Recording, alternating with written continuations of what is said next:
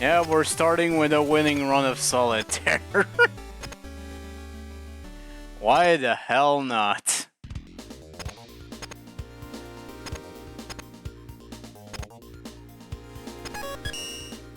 Well, let's see what we get. Rara Shield Attacker. This plushie is brought to you by the Shield Attacker vlogs. Don't forget to comment with hashtag pwned from levels episode 0. Duplicate. CW01P for safe play keep in enclosed areas from Megaman 1. Megaman? He'd be a lot more effective as an imposter if he wasn't so obsessed with showing off his titanium teeth from Powered Up. Jewel Man. His plushie positively radiates brilliance, and much more importantly, it's super shiny from Mega Man 9. Mr. Bad is a duplicate. Well, I've got 2 duplicates, so sure. Let's go trade these away before returning to tier 10. I have plenty of bolts. Geary. Warning, do not try to integrate plush gears into actual machinery. From Challenger of the Future.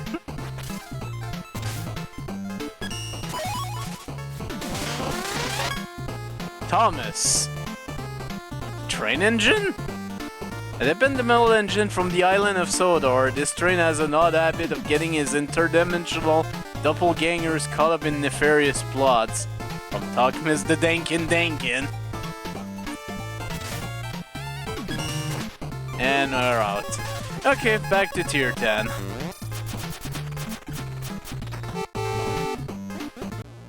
You only have 3 or 4 levels left for this tier.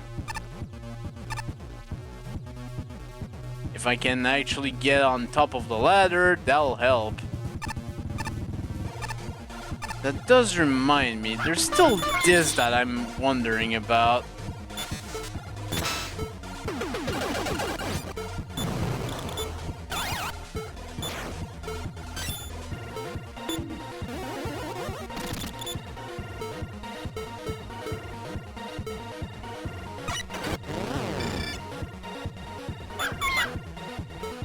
I thought maybe, but no.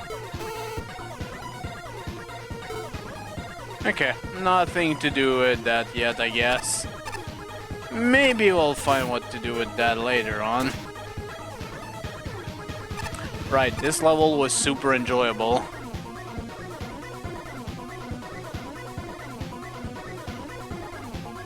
Up we go. Alright. 62nd place, the actual Rockman by Psych Lantern. Score 62.20. And we've got 1 element and 2 tokens. Let's do this.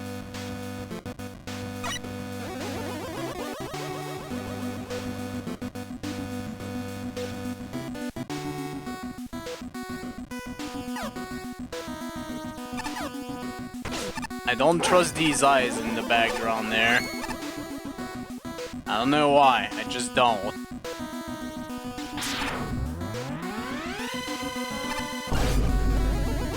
I'm sure it's gonna turn out to be the gimmick of the stage, but who knows? Maybe it's the actual Rockman himself. Oh no.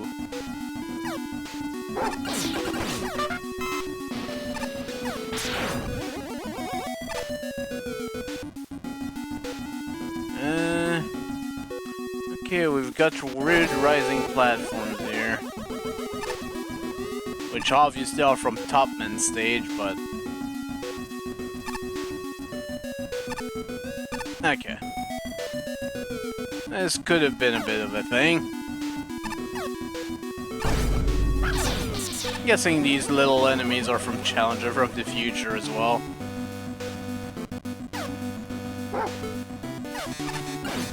Yeah, you're gonna be annoying for this.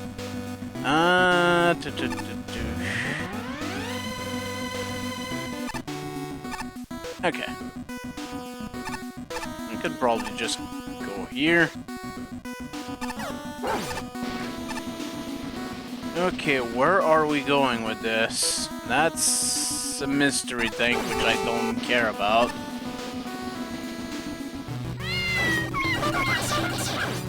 You were in an unfortunate location to be shot at. Okay, apparently...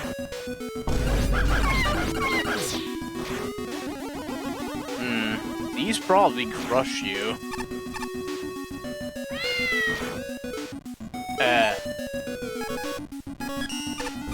Wait, how am I supposed to go there if Laser Trident is disabled?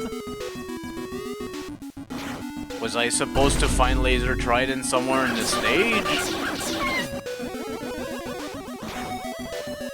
Can I come back? Yes, I can in fact come back.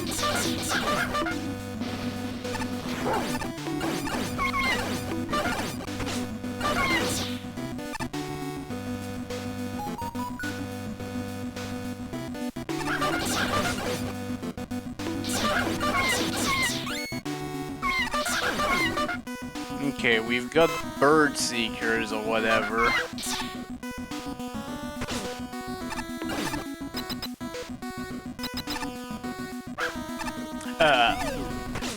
Excuse me?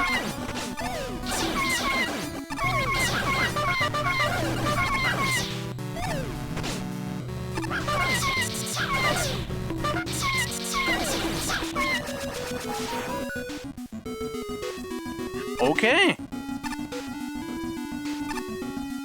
There's Laser Trident. If intruders steal weapons stored here and get caught, said weapons will return to their original places. Okay, so if I die, I lose Trident. Good to know, I suppose. Okay, so now we can actually go down here.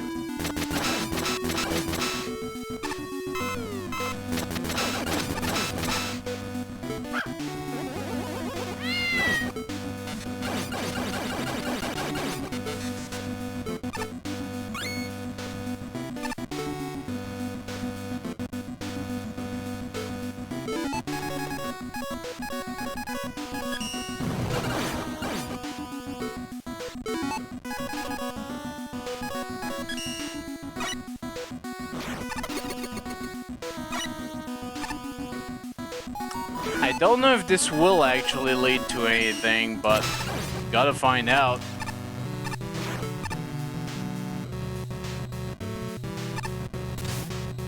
Testing environment for the magnet beam platform. Authorized platform personnel only.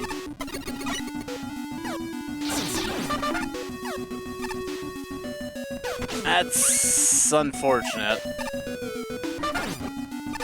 These bullets go so slowly that, you know. That's gonna be a pain.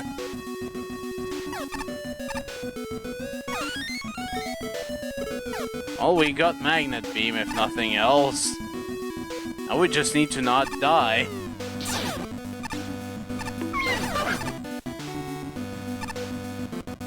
Okay. Couldn't get that.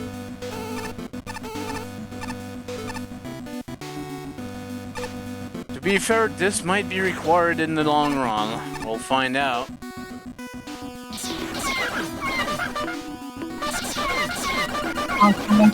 There we go. Hi. Hi. Now let's try to figure out my microphone again. My headphones are busted again. Oh boy. I can hear from them, but the microphone's not working anymore. So now I'm talking through the laptop. It's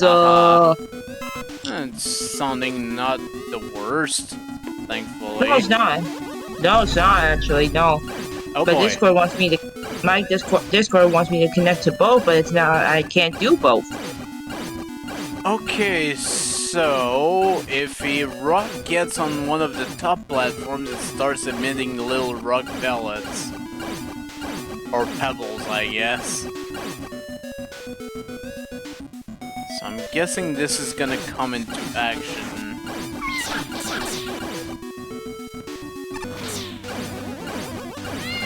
The rocks are spewing popcorn. Speaking of popcorn, I got popcorn. Hello, Fraser and scrambled eggs. Yeah, I'm gonna take the tank. Okay.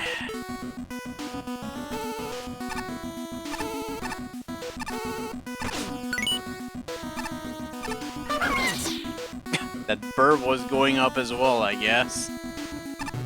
Nothing destroys the whale lord, though. Jesus Christ. Well, there goes Trident and Magnet Beam, I'm guessing. Yep, they're both gone again. And I don't think I can actually go back to get them again, so... At least I got everything in the stage, so this is fine.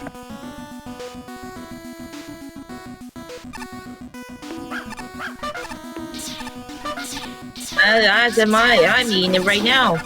With butter on it. Buttery popcorn.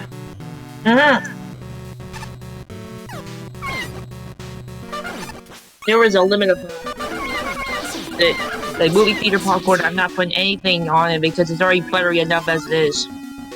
Indeed. Right. Let's open that up.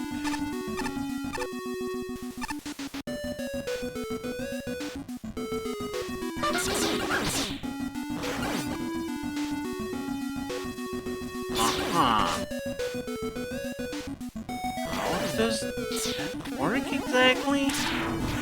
I guess like that. Oh. I probably was meant to go over here.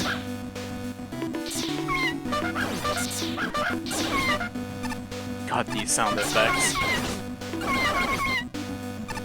Who's bonking you? It's one of the sound effect packs. Oh. So no one in particular, it's just in the game. Oh, that's your cheats, right? Not even the cheats, it's literally just an item, and I've got all the sound packs toggled on, so... Oh, that's right, because I saw the VOD this morning, right? Ah. What? Okay. Okay. Don't be sorry, Fraser, I'll explain. So, Why do I have this a game, you whale? can- It's Wailord. it's Whale Lord, and it's one of the many plushies you can collect in this game. Yep. Some other options include Kirby with a knife. I like that she did that one first. One of them was a Metroid. One of them was a Metroid. One of them is a parakeet. So you can literally have a poo-poo. Oh, this one's invincible. And we've got Auto-Scroller. Ah, Jesus Christ. Italian. Oh, you're good. I mean, I'm part French, so I don't spell well either. Part French, part British, Scottish.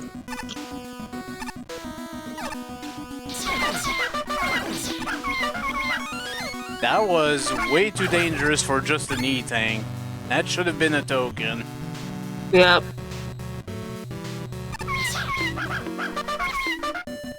It's probably going to be one of Ace Sparks' main complaints. There's a good chance, because apparently he's got the lowest score on this stage as well, so... I bet he's going to be like, I'm going to ban this guy because he didn't put the token in the right spot. Nah, I don't think that's gonna be the case. Oh, hey. Capsule. Ooh. Hi, Concrete Man. Hate to get past this tunnel, but this seems to be the end of the line. Oh, by the way, the creator wanted me to thank you for playing the stage. You're welcome. You're welcome, even though you entered it for a contest. What the? Hello there. So yeah, you Hello. found me. Congratulations, I guess. Reader of the stage told me to give some useful info about the stage itself if you reached here. Ask anything. Oh, okay. oh, you got one of those trees. Like, oh, that's neat. I guess I should be calling you Lord Fraser and Scrambled Eggs.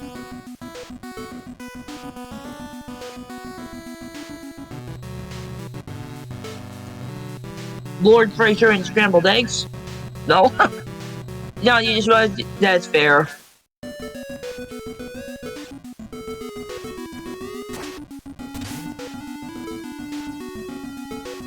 Natural man, I really don't care.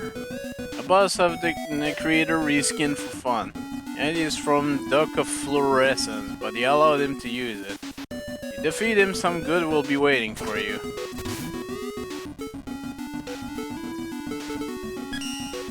Does the creator hope he wins? Haha, overused joke.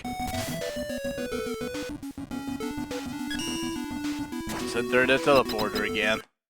And we'll check which, Oh god! It's Uranus, but as a Met.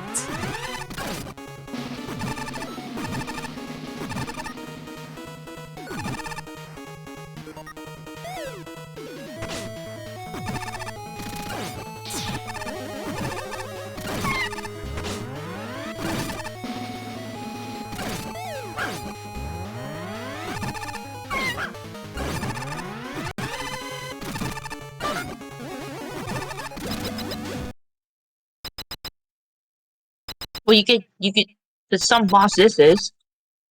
Whoa, okay. So what's down here then? Oh boy. Of course there's Goodies. a meme tank. Yashishi?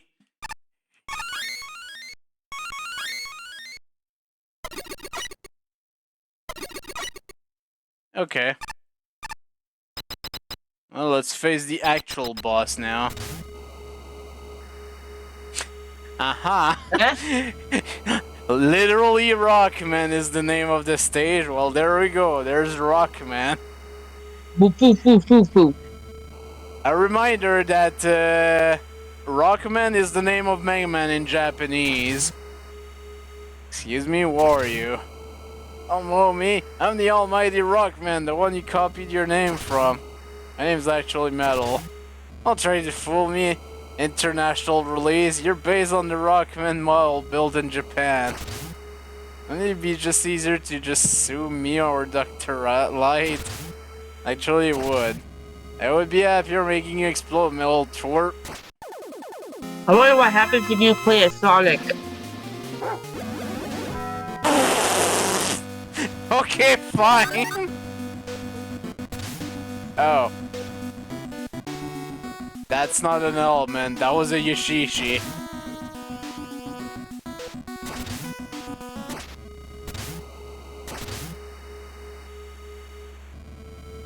I've got your power, now you're stealing my lines.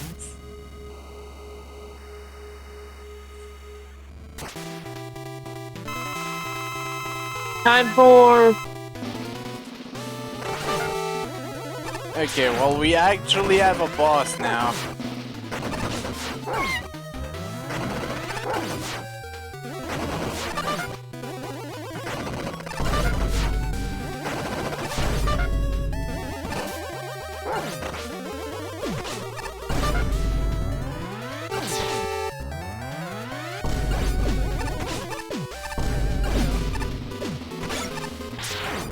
Jeez.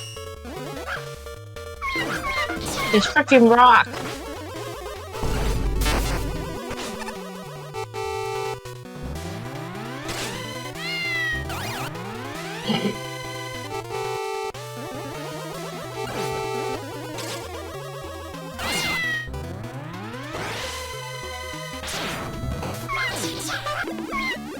Now we've got the element.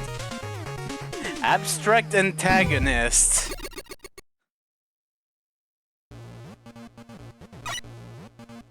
How that happened? Limited edition figure of Rockman X's final foe. Now you two can own this adorable eyesore. So Rockman apparently is Mega Man in Japan. Well, and in this case, Rockman X is a bootleg. Yeah. So yeah, that was the actual Rockman. Hi, Verse. Welcome. Okay. Well, let's get started on this. Wow, 41 for Ice Spark. Alright, let's go. Okay, let's see here. We have dragonflies, walking bells, birds, spinning tops, sharks, I guess, and they're all inside a mineral mine with slow music and creepy eyes. This definitely has some eccentric decision, but I found most of the level quite fun. In particular, the way the dev kit gimmicks and the enemies got twisted around was a welcome sight, with a lot of interesting surprises. Both the dragonflies and Kari felt more interesting than usual. The bird enemies were great options for an out-of-reach threat, and the tops drilling through rocks were an excellent twist. But the personal stunner was Wonderbell. That enemy really feels like the definition of cannon fodder as far as Megaman goes. It's almost never useful, and yet, I can think of a lot of Wonderbells here that actually required some genuine effort instead of just dying, and that's an achievement by itself. Combine that with a fun difficulty curve and a good cumulative auto-scroll, and the design feels overall solid. If I were to raise a complaint, the hammerhead sharks can be a little too easy to snipe, and one of these slide tunnels is annoyingly finicky. However, that's pretty small potatoes overall. So where did Rockman go wrong? That would be Rockman himself. To quickly describe this fight, remarkably unpolished, with a lot of problems to adjust, and I do mean a lot of problems. First, his attack takes forever. It's unnecessary to spend 10 plus seconds on each weapon, especially the ones that make him invincible. Really? There's some that did that? Second, his RNG behavior means he can spam the various invincible attacks, rapidly prolonging the first fight past its welcome. Third, bosses that aren't likely to show off their whole arsenal in one fight is a pet peeve of mine. Fourth, anytime you die to him, you have to replay the really long intro cutscene, which is great fun since he has instant death in his room. Honestly, that didn't feel like that much of a problem. The tornado top attack can shove him out of the room, leaving the energy element trapped and bouncing uselessly beneath the floor. It can also Kaiser trap you. Really? Compound all these issues together and the boss ends things on an infuriating note. I can't say I enjoy this level much. By and large, it's a perfectly average stage, nearly all the way through. But there's a few questionable things, mostly towards the end, that unfortunately drag it down a bit. To focus on the positive aspects first, there's some pretty decent gimmicks combo here. On their own, the top platforms and destructible rocks aren't all that interesting. However, the way they end up being combined here is rather creative, and it makes from some neat segments throughout the stage. The enemy placement also complements these sections pretty well.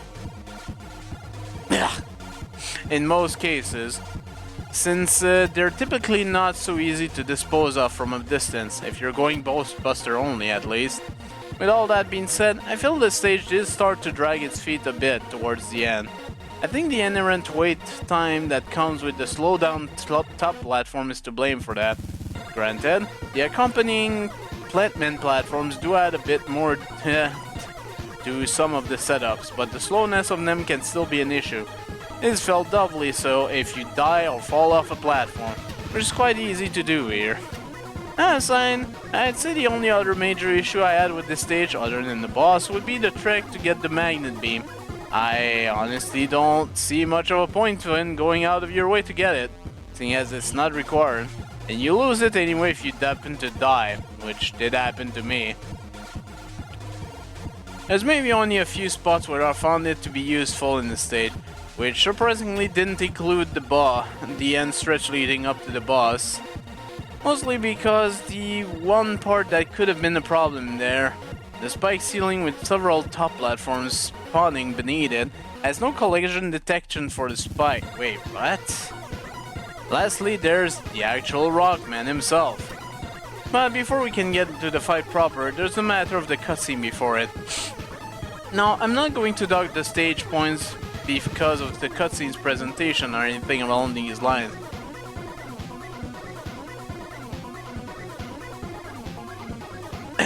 Sorry. Sorry, the way everyone it's is taking done is perfectly fine. What I do have a problem with, however, is that it plays every single time you die to the boss. Glad I didn't let myself die. When I judged this, the dev team hadn't added a universal cutscene skip option yet. I had to go through the whole rigmarole of shooting the fake one, grabbing the fake energy element, and mashing through all the dialogue just to get back in the fight.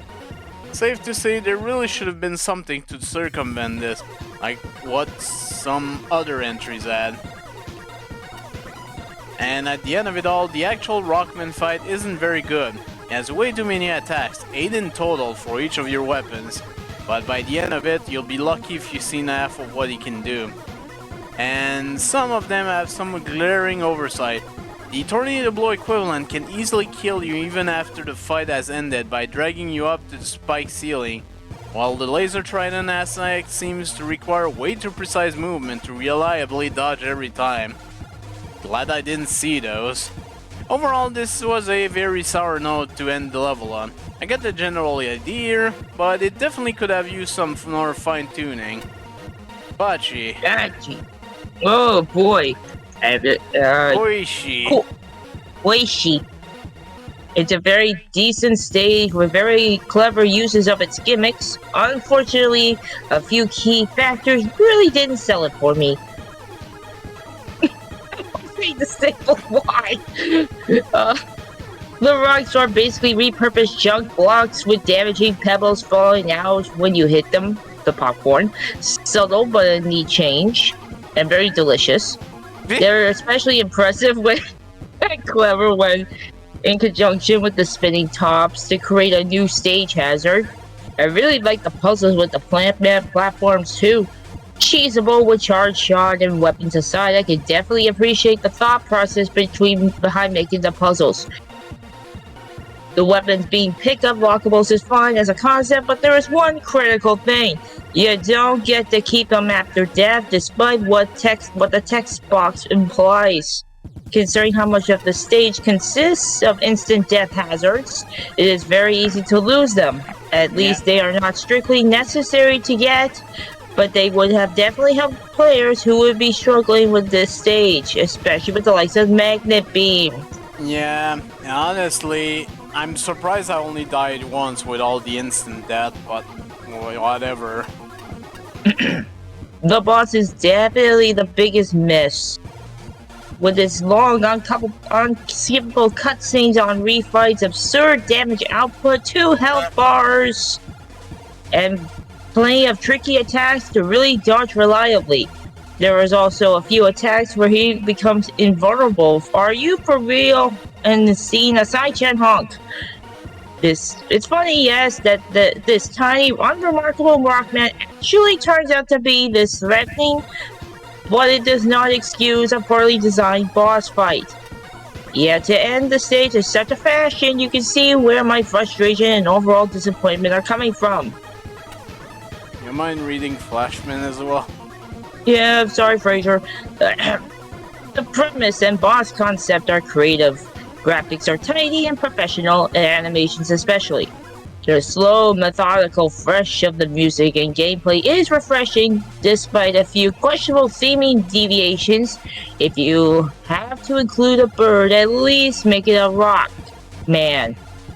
Fuck you, Flashman. All the assets work together in clever and meaningful ways.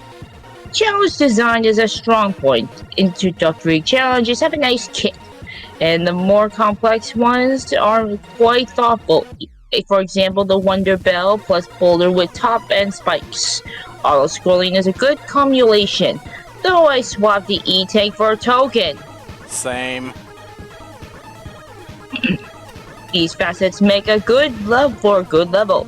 Yet I think there's potential here for a great level. Imagine this. Magnet beam lies visible behind the key door. The key is guarded by a mini-boss in a dead-end room. No split paths to confuse you.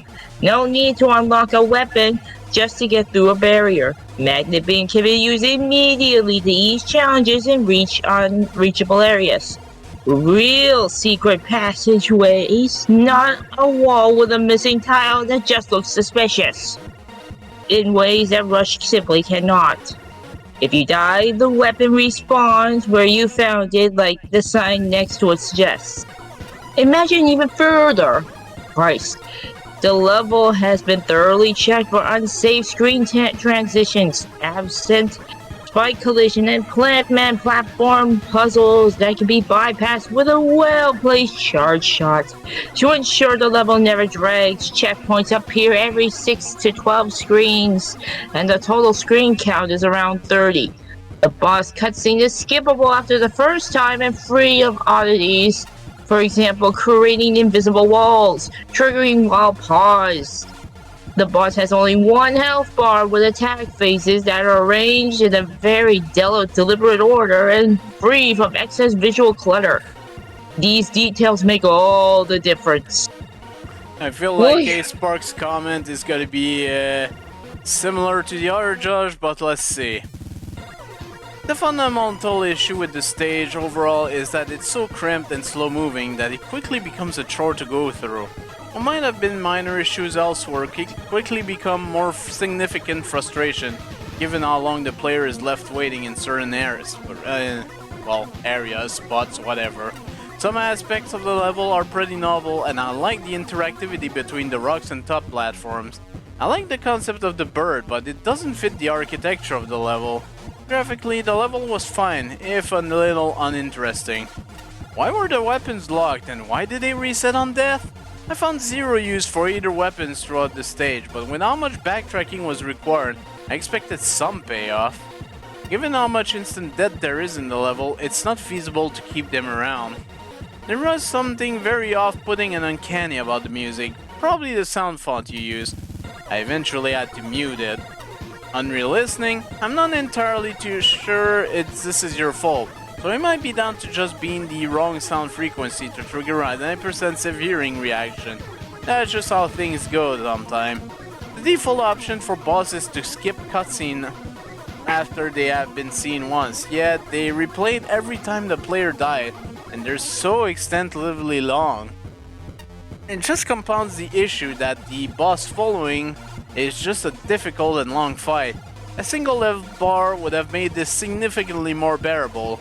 There were a few frustrating attacks, such as the Wily 7 projectile, oh good, and the Tornado top platform combo, neither of which was particularly feasible to dodge. The entire fight ends up being a damage race with the player at a major disadvantage.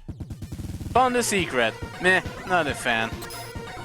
Well, at least it wasn't, I'm gonna freaking ban you now, goodbye. I mean, they're all not always like that. Yeah, I know, I guess it involves a certain level we will never speak of again that got me off.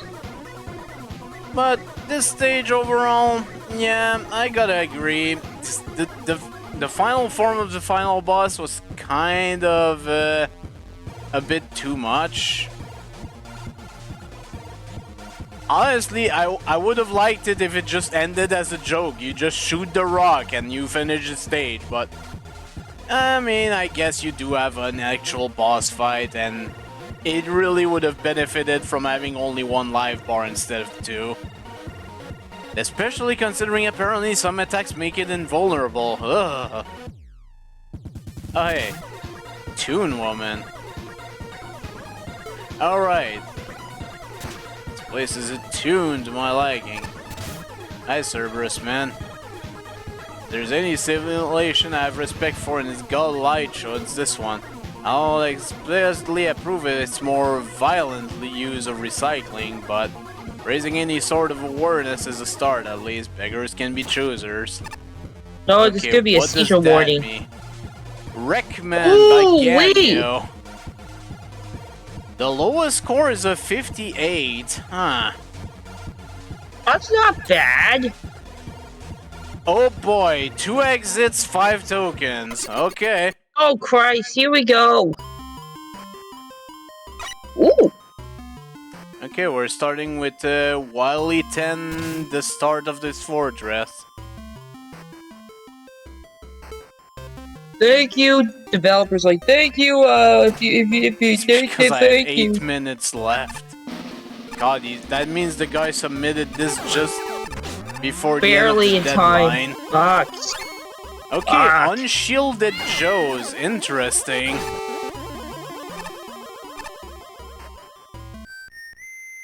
Hi, Proto Man.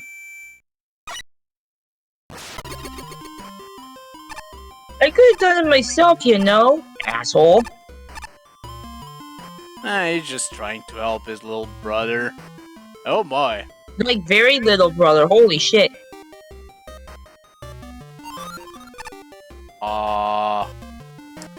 Okay, we've got a split path.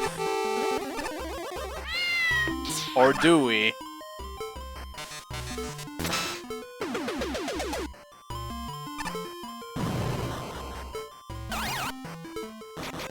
Maybe we don't have a split path. No. Oh! Nice job! Nice job. I didn't know this was gonna happen.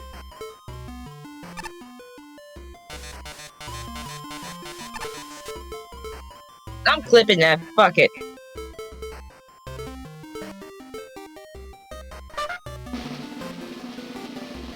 How do you push this without getting crushed? Like that, I guess.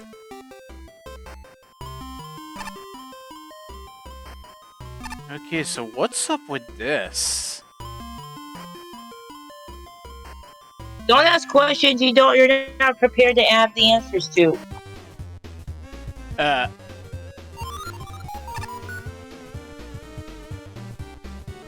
Hello, Undertale music?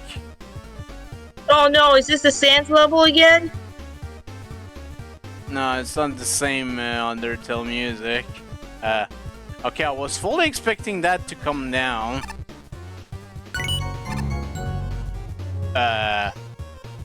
I know I've heard this jingle before, and I don't remember from where. Oh, hey.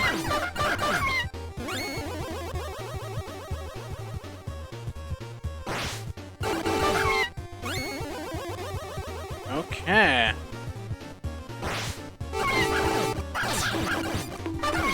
Hey, gotcha.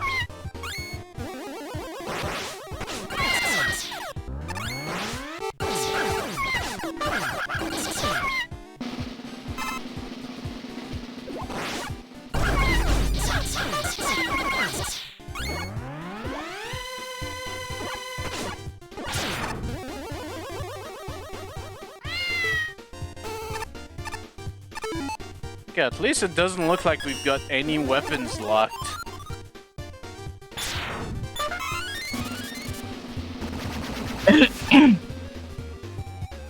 Man, this stage is going all over the place.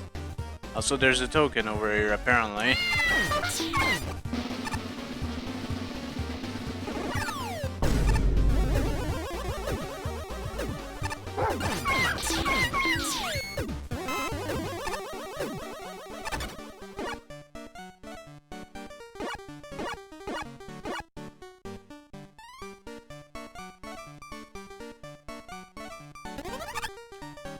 Okay, we've got gravity for some reason.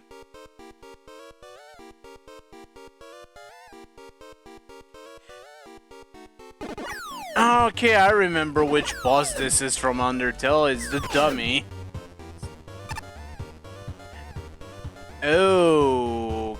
Okay. Oh, goody.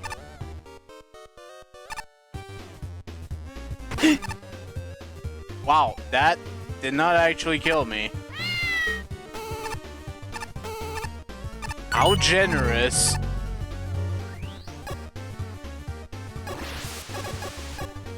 Oh my goodness.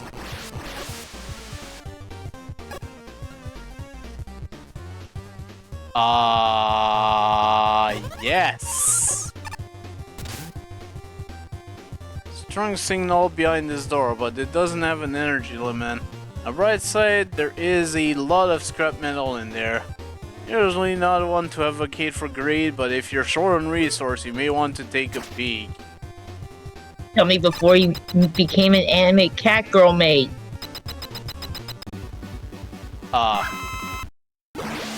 Okay. I wasn't sure what was happening here. Jeez, Doc. Thanks for the heads up. Asshole.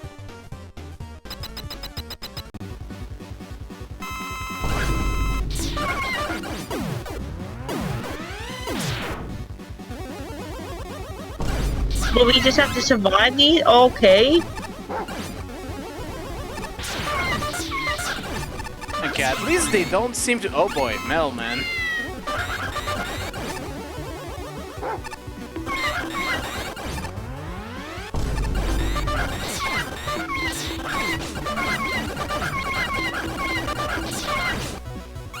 Okay, what is going on?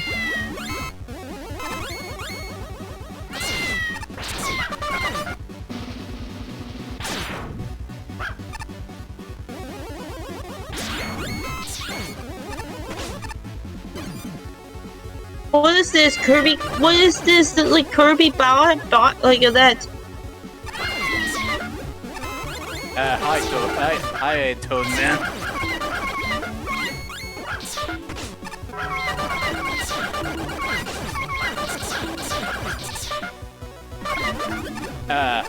Hi, Gravity Man. It's like one of those boss rushes.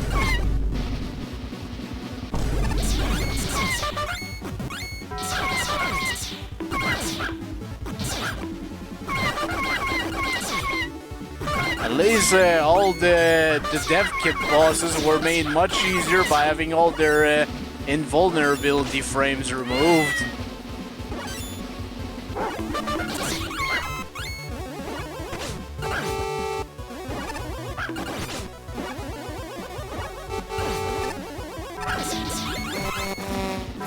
Oh boy, we've got A bees. bee lady. No, not the bees! Not the bees!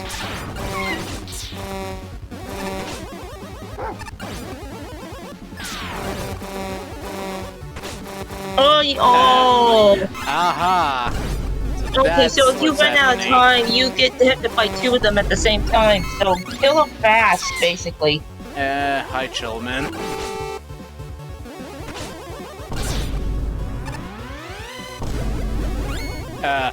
Thanks. That's Anchor? Yeah, it is.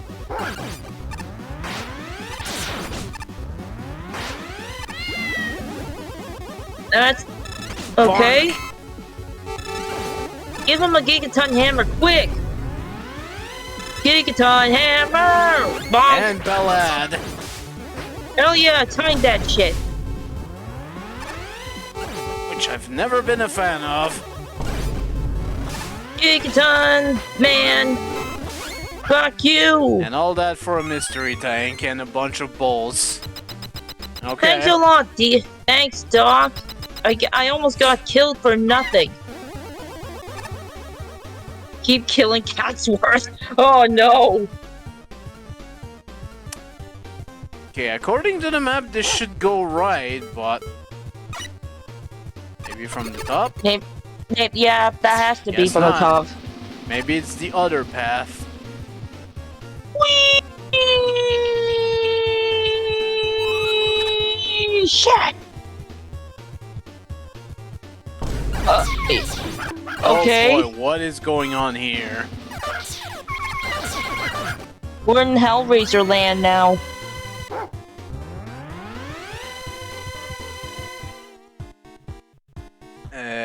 Nani? Game. Game. Hello. Something Borg? I feel like this should be moving. Uh-oh. I think they... Oh, no. There has to be something.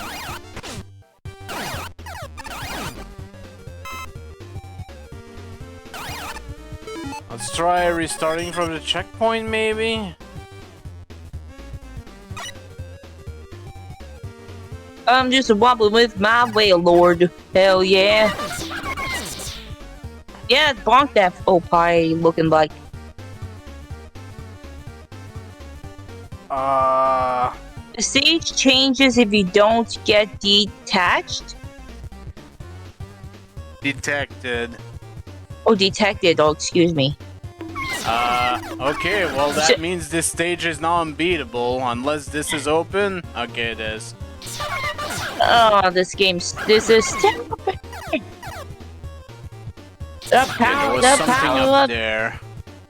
The power of the Lord. Hail, Duffus. The power of Duffus compels you. These shieldless Joes, which is always what I'm gonna be calling them from now on.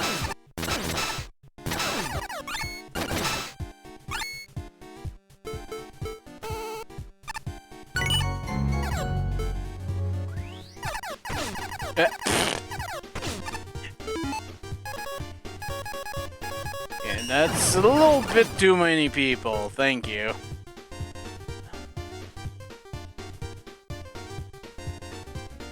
And there was nothing down there, of course.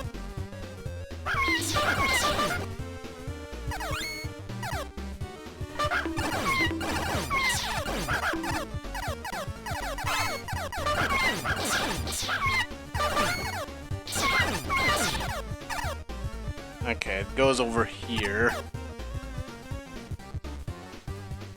And I feel like we would also be dumped here from somewhere else. This is seriously still going. There's still a whole other path I need to check out afterwards. Also, hi Mario 3 Lava, how's it going? Hang on, Duffus. Oh boy. Oh my god. I know where we are. We're in Android Hell. We're in Android Hell, Pan. Android Hell. That's a Portal thing, you wouldn't understand. I've played Portal 1, but not much of Portal 2, so... Aww, that was a gacha capsule. It's a place where the turrets fall and burn into, and then they call it Android Hell. And yes, you can... Not offend the JPEG! Android Hell, welcome to Android Hell! Android Hell, welcome to Android Hell! Featuring the Yakuza Squid.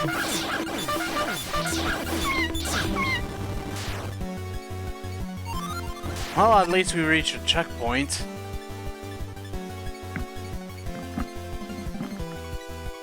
Okay. Are we sure GLaDOS is not on this level? Dr. G, fuck off!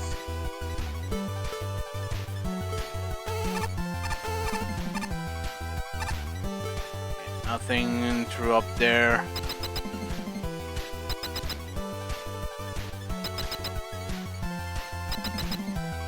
And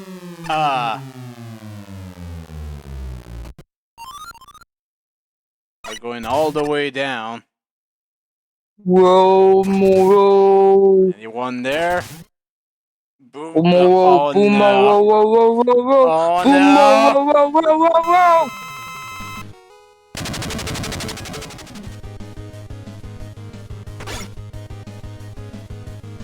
I guess I probably should just bring out the Buster.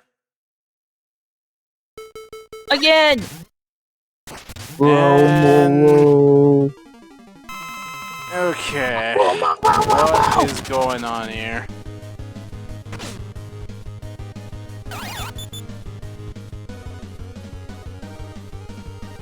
Killer MC, the boss. Maybe. Hey guys, it's Killer MC with a new playthrough of killing everyone in sight.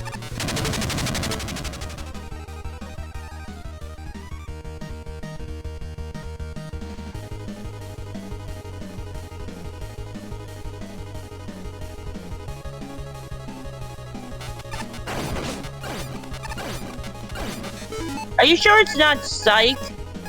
Because it has the eyeball.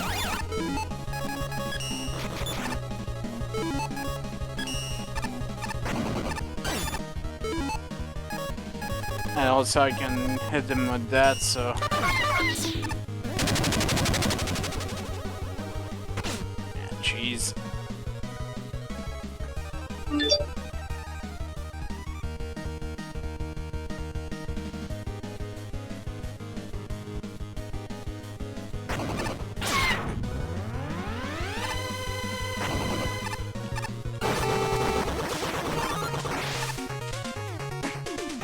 Okay. Interesting boss.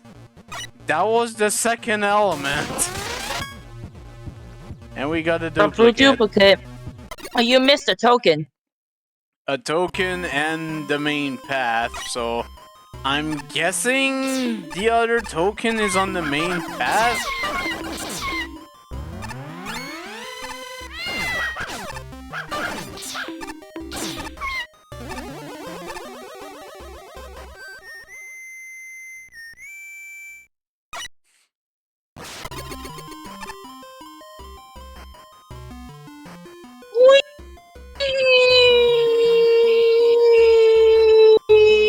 Yeah.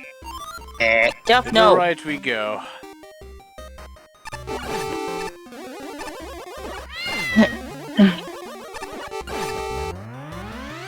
Ooh.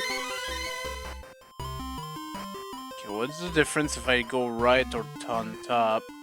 Let's go on top and find out.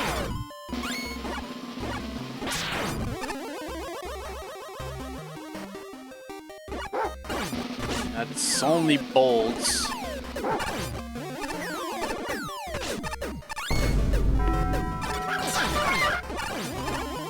Did I just hear the Taco Bell bell? Really? Yes. Christ. Taco Bell! This episode of Megaman is brought to you by Taco Bell. Whoa! And music change.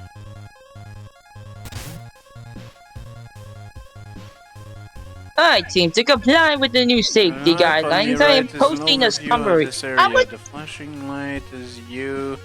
The white zone as well as the smelting section below the sector is powered by this generator. If the safety searches find anyone in the white zone, they'll shut off the power and alert security staff by the siren. As long as they're on, they'll continue to call security over. If an intruder were to reach the red zone, they wouldn't be able to get caught or shut off the alarm. The blue zone is ventilation, it's always powered on. Well, yeah, I must reiterate since you guys seem to forget, there's no parking in the white zone. You can also use solar energy at a high power to turn on the machine. The white zone is for immediate parking and loading. It's for immediate picking up and loading. No parking.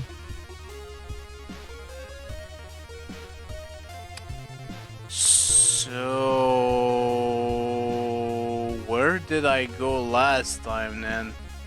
Because I didn't see this. I don't know if I went on the red or the blue side. I think you're on the red side.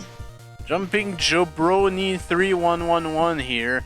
A floppy disk in the siren seems to have been corrupted, so we'll need to reformat it before sending it back up.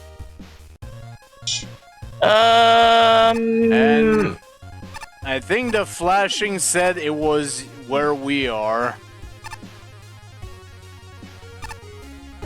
Okay, See, that's what happened. You Yeah, threw that. jeez. Okay, that's depths.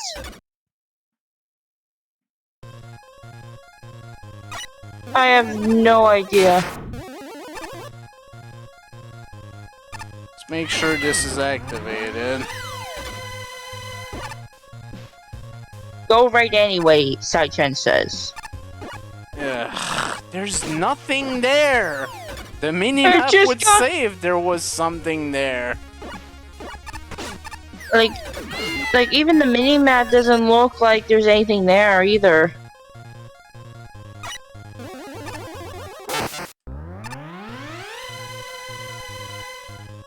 There, Nope, there's nothing. nothing.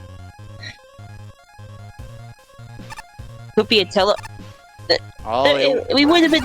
There would have been We a would've- prompt to go up if that was the case, and there wasn't.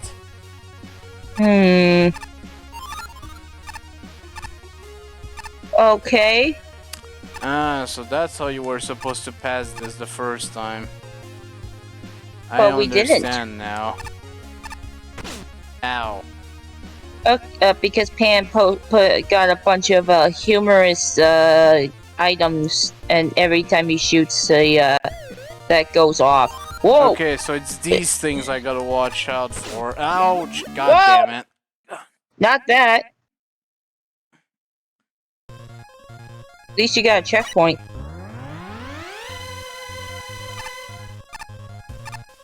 Ah, now these things are active. That means the other thing must be too. Okay, gotta kill these things. Boingy, boingy, boingy.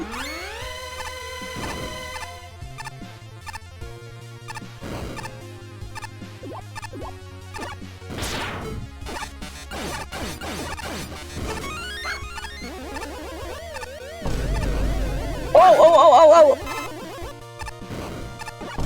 I missed one.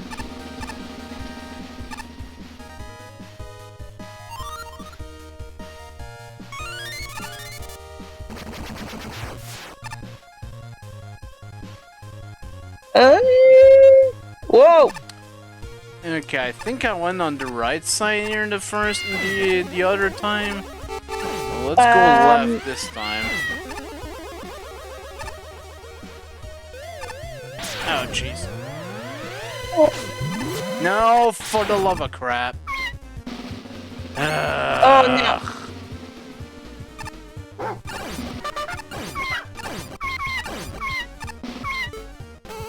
And of course now there's up and downs. E?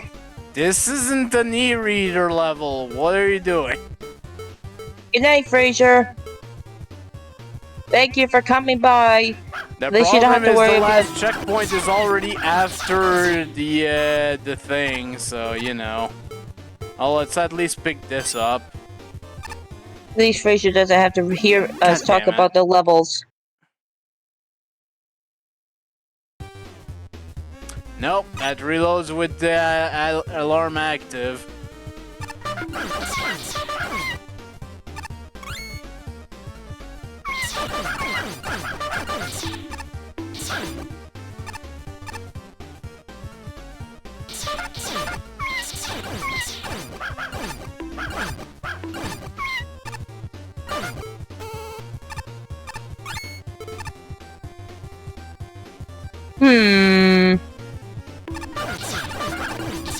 Maybe I start further with Ice Wall so it has more time to accelerate. Or you could just hang up on the top.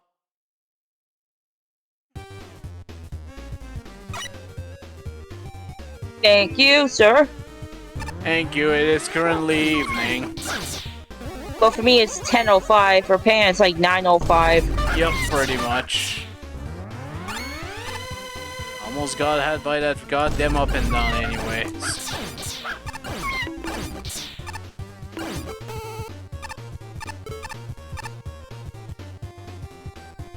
Maybe if you started from where that jerkbag is.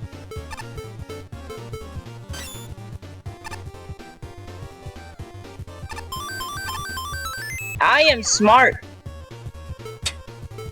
That is kind of funny, though, I will admit.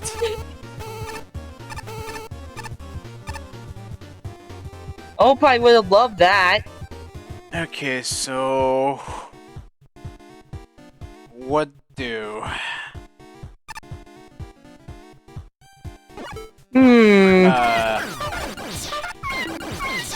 What's with that yellow fan thing? That was a fucking Buddha. Oh, what? We didn't even do anything!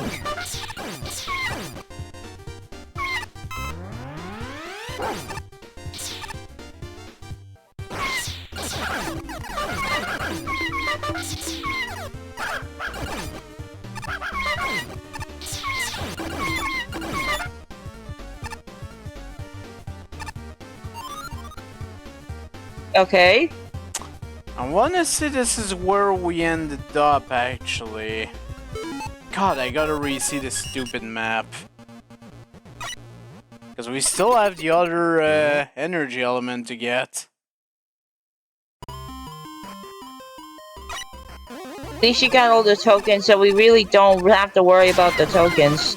Yep, all I have to worry about is getting to where I need to be.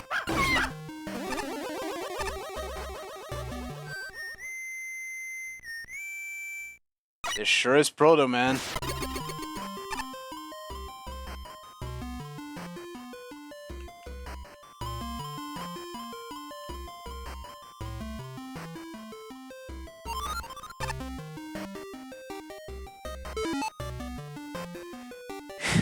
Yeah, for some reason, it was just an e-reader token, and I do like that they actually took the time to put Mega Man's 8-bit face on there.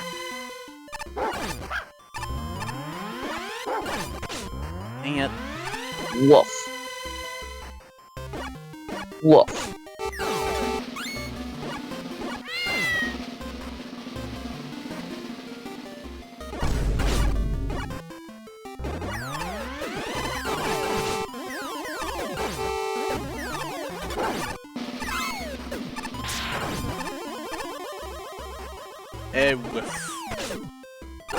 What the fuck is...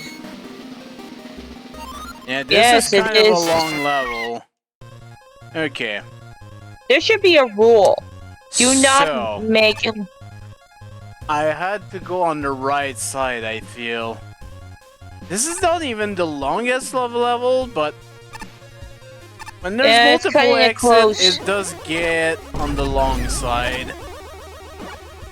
Yeah, we're only a minute. Oh no, you restarted, so I wasn't even looking at the timer.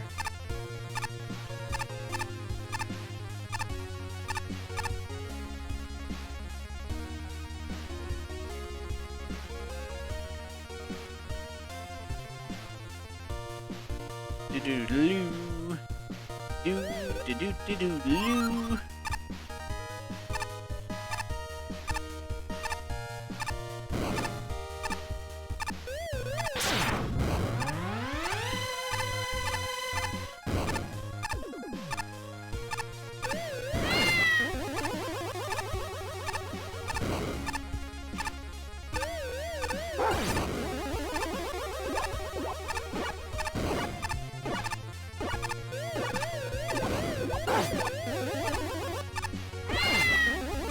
Ah, dang it.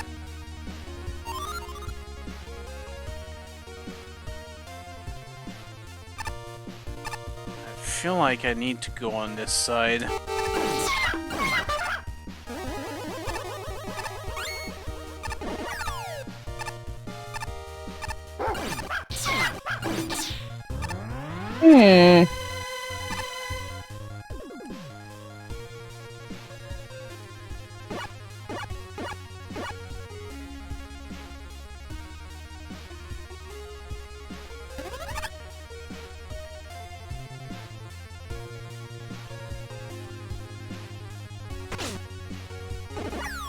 At least that was my understanding on the map. Maybe I misjudged?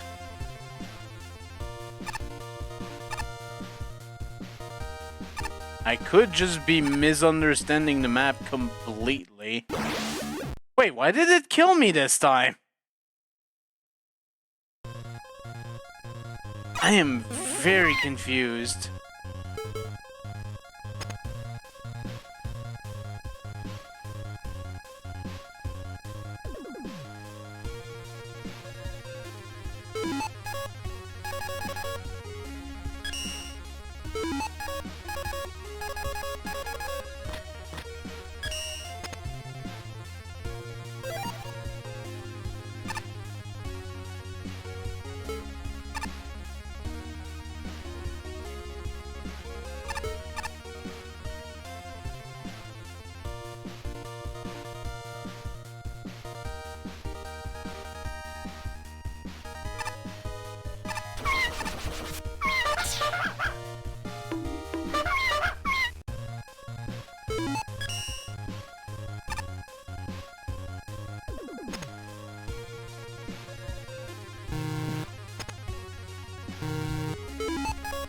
What was that again?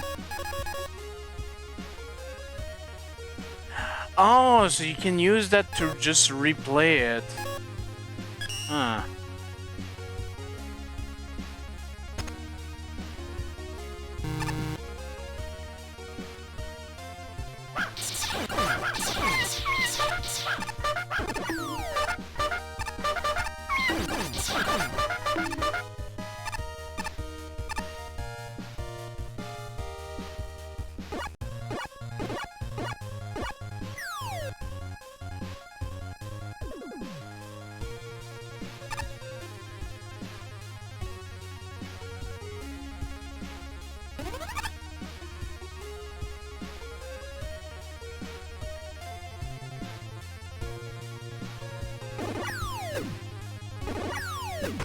Yeah.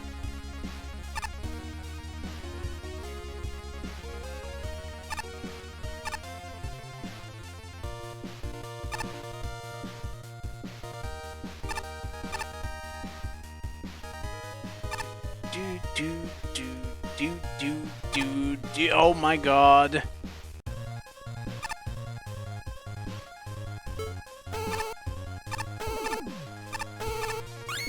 You know what? I'll take the 30 bolts. This cannot seriously just be for this. There has to be something related to this piping system or whatever.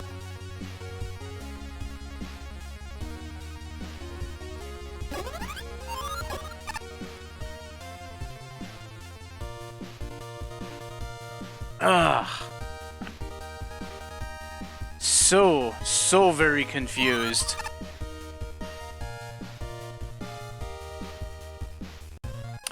Okay. As I figured, these do move.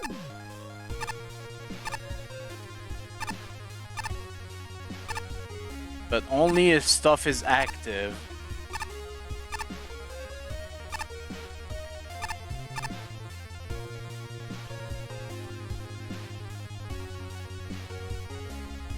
So now I have to pass from down here. Okay.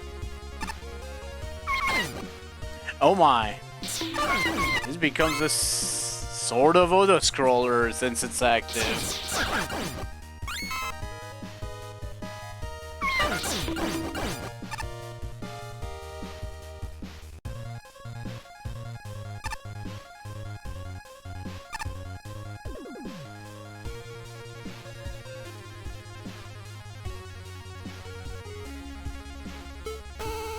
Very interesting that this room changes completely when it's active or inactive.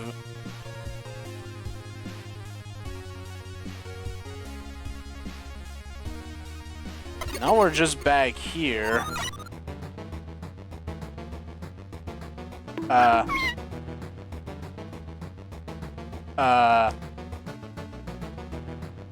Something doesn't feel right here. Let's use a retry. Oh no. Oh no.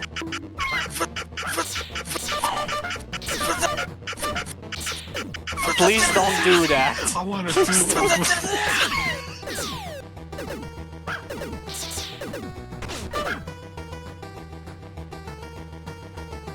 Do we have more of this now? Okay, no.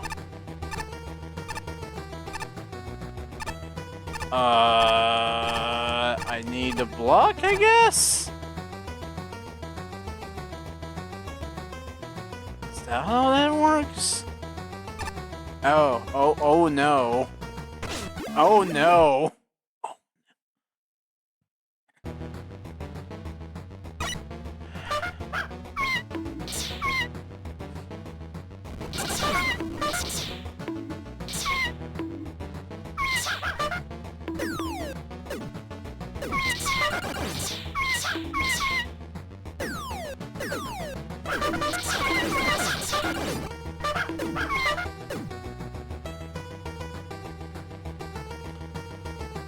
Okay, so that is indeed how this part works, but ugh. I think I'm just gonna magnet over this shit.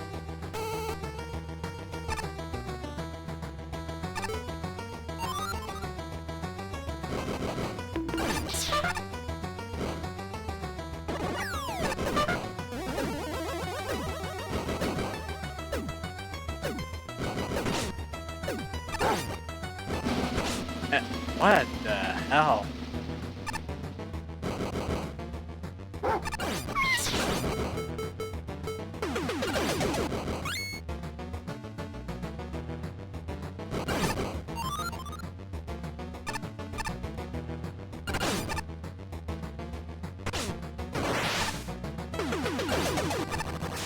Okay, we have a sort of Cerberus here. Oh no.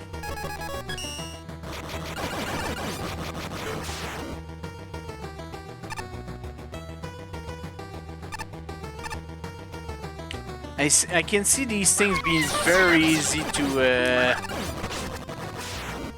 desync.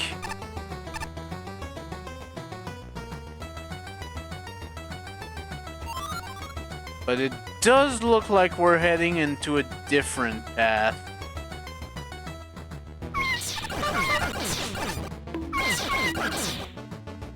Ugh, I want that. Give it.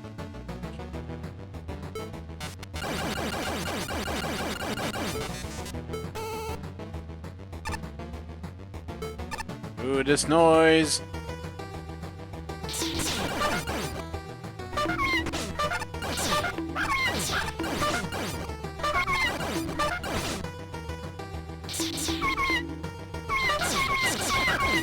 Oh, I'm not gonna lie, I'm glad there's a 1-up here. I'm still gonna magnet over it, because I don't trust myself.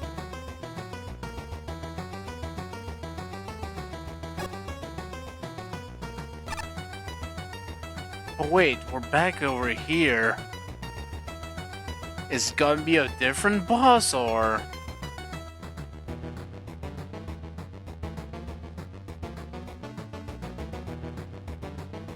What?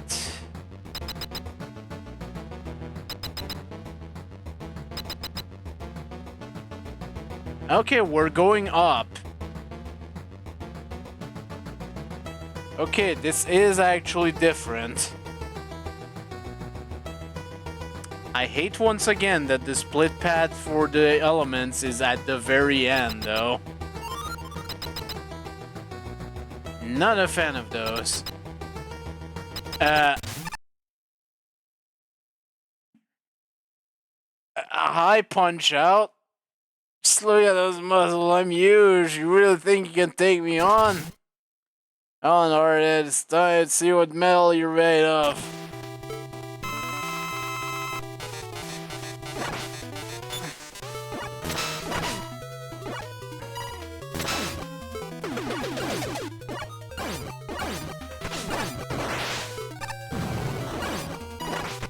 That does do 5 damage.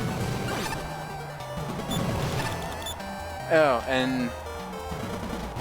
sudden invulnerability. Okay, sure.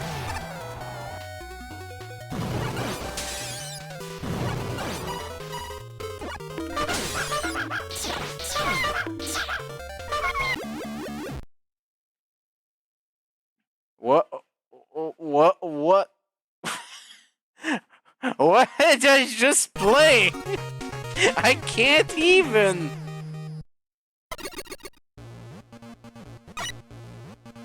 I am so thoroughly confused by this end.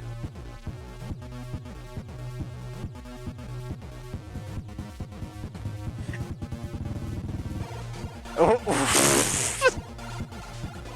I accidentally pressed the slide button, that's how much I'm confused. Oh boy, time to get wrecked by judge commentary, man, because I have to read everyone now. I admit, you got me with that first impression. This starts all underwhelming, not badly designed, but it feels lifeless. But that's the point, and it doesn't take long to realize something is lurking beneath the surface. For that I applaud this level. The atmospheric design is excellent, especially with the variety of music for the multiple modes. Speaking of which, the 2 modes gimmick is interesting to me, like a more involved version of Dark Mantis' stage. Dark Mantis' stage? I don't remember if we've seen that one yet. I wish it was a little clearer how to shut off the alarms, but otherwise it's really cool how this makes the same level feel radically different. The power mode is where most of the movement gimmicks are, and as a whole, it's pretty fun. Megaman makes excellent use of conveyor belts and jog shoes, introducing them throughout the startup and continuing through the surprisingly easy crusher room. The addition of magnets and fan fiends are also great for mixing things up, keeping the level from feeling too generic. The incinerator section was a bit awkward, owing to the odd sinking issue with the junk chute. Additionally, the lava chase and gravity shenanigan felt out of place. Didn't give a lot of chance to get used to the gimmick before it tries to kill you and then vanishes. More prominently, if you grab the ventilation token, the fan fiend will become a rude surprise, and you'll need an extra playthrough for the E-coin.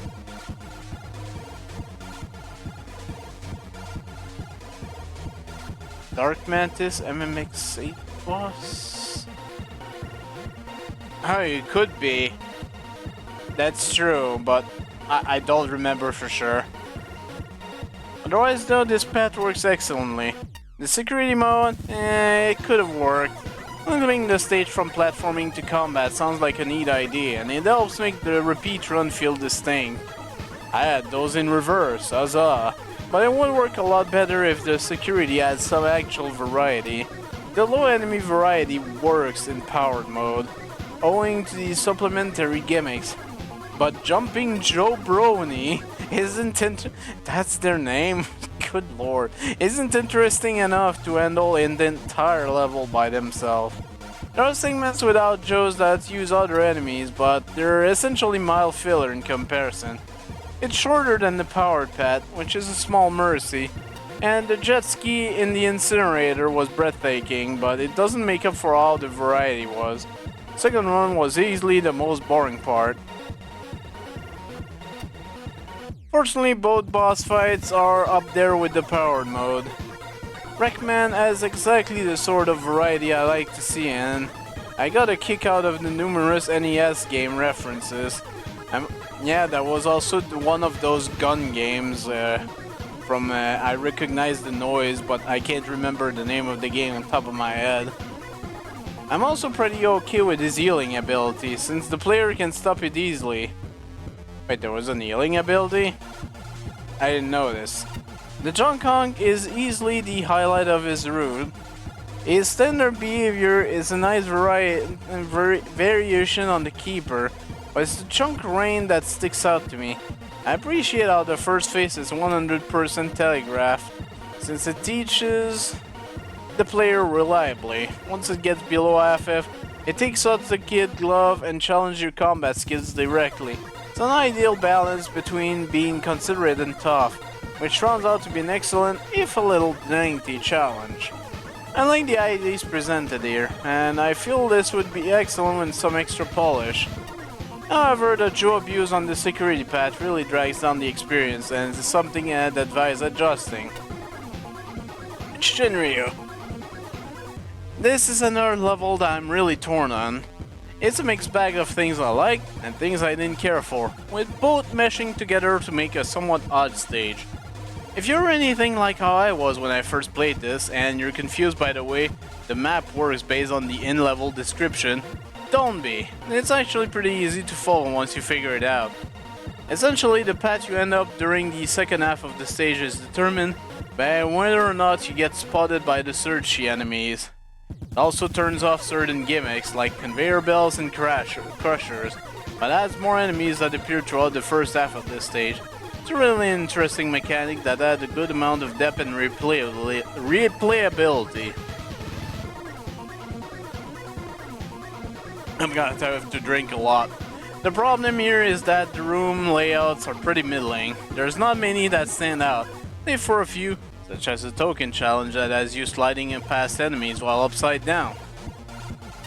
I think the enemy placement is a big contributor to this.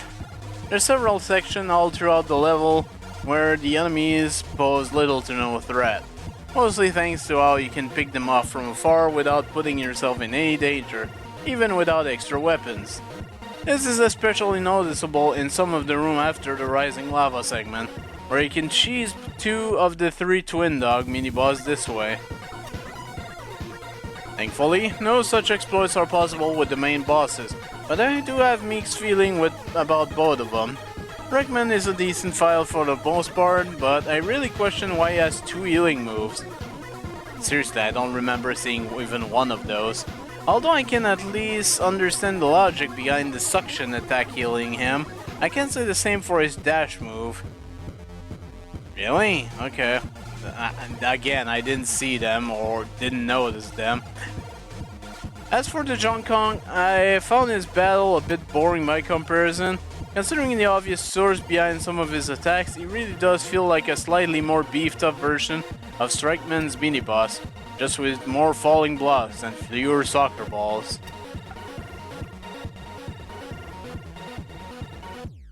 Granted, that doesn't automatically make it a bad fight, though I did find him less engaging compared to Megaman himself. Even with those flaws, I still at least found the level to be pretty interesting and rather memorable. If some of the enemy placement were adjusted to make things more engaging, then this would have easily scored a lot higher with me. I'ma wreck you. I like the stage concept, how it handles splitting the stage into 2 different paths by whether or not the player triggers the alert, in which certain stage elements are toggled to lead the player into the right path. It's a really unique way to handle it. But alas, the stage was ultimately brought down due to how much it tries to fit in way too much stuff, lengthening the playtime and overstaying its welcome. Some pointless stuff, for example, is the boss gauntlet. You get an M-Tank as a reward, while you are already getting all the ammo and health pickups from the bosses themselves. Also, the M-Tank despawns after a while. Great reward! Seriously? God! Another example is, well, the death pits. Yeah, since there is no clear indication of whether a pit is death or progression, all the fumbling does add up to the frustration over time. The longer length also makes it a problem if you didn't mean to trigger the alarm. Unlike with a certain other entry which may also involve alarms, the alarms persist through resets and death, meaning you need to restart the whole stage from the beginning to turn it off again. Yeah, that happened to me. The stage would have definitely been more pleasant to go through if it were to be centered about just the 2 paths, since the stage is fairly linear otherwise without the extra paths leading to tokens. It would have helped condense down the stage length as well. Megaman. I don't know what Megaman stands for. Upon looking up what a rec is, it either stands for record, recreation, or receive. None of them fits what the stage is about neither. Maybe recycling, I don't know. A wrestling team robot master. He's an okay fight, I guess. The true asshole was really on how to get to him in the first place. The bonus boss, John Golem, was easier to stop on upon because it's part of the alarm path. Flashman. A single level can only sustain so many IDs before it starts to collapse under its own creativity and load times. Such is the case with the straightforward, story-driven, action-packed, puzzle-oriented, magnetic, gravitic, molten, stealth, maze, fortress, junkyard boxing match, which such exhausting to judge. And honestly, to play. Individually, each section is a focused, thoughtful progression of clever ideas that work well together. Major shortcomings are usually limited to one per section. These include brutal challenge introductions, ergo immediately combining new movement-altering gimmicks. Repetition, ergo nothing but trash turrets until the generator. Missing spike collision. A nauseating combo of continuous scrolling and platforms moving in two directions, and an alarm gimmicks that makes the level considerably easier when triggered. Collectively, these sections overwhelm and confuse me. It's seldom clear which way to go. Play progresses in random direction with frequent splits, and there's no way to tell whether any given path is the way forward, the end of another path, or a bottomless pit. The map and imprecise instructions are only so helpful, and completely missable if you break dash through the jump blockade. Guilty as charged. It's frustrating and truly unclear that your final path choice is determined much earlier in the level, unless you unwisely break into the upper path with a magnet beam. Aesthetically, the tokens make no sense to me. The level is at its best when it pairs straightforward challenge with visual spectacle. The auto-scrolling elevator section is simple but memorable. Conveyoring through gorgeous piles of junk, perhaps being ambushed by novel Joes, is neat, notwithstanding some unfortunate collision issues. Riding the junk golem boss is a blast. Riding a wave bike through a graphically dazzling smelting furnace is awesome.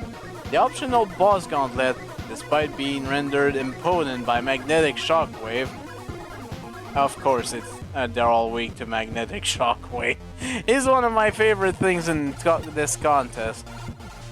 If this were more linear and trimmed down to only the strongest, more thematically cohesive section, this would be top tier material.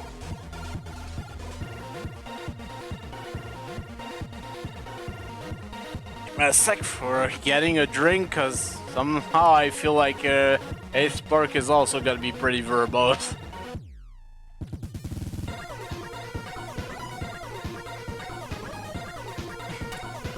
Okay, Ace Spark. As a football pundit would say, this truly is a game of two halves. When the level is on, it is so full with unnecessary things that the player's engagement is quickly lost. On the other end, when turned off, the level is thoughtful, well-paced, and pretty enjoyable. The initial map screen and signs were a failure. They promised the level to be extremely long, not necessarily a good thing.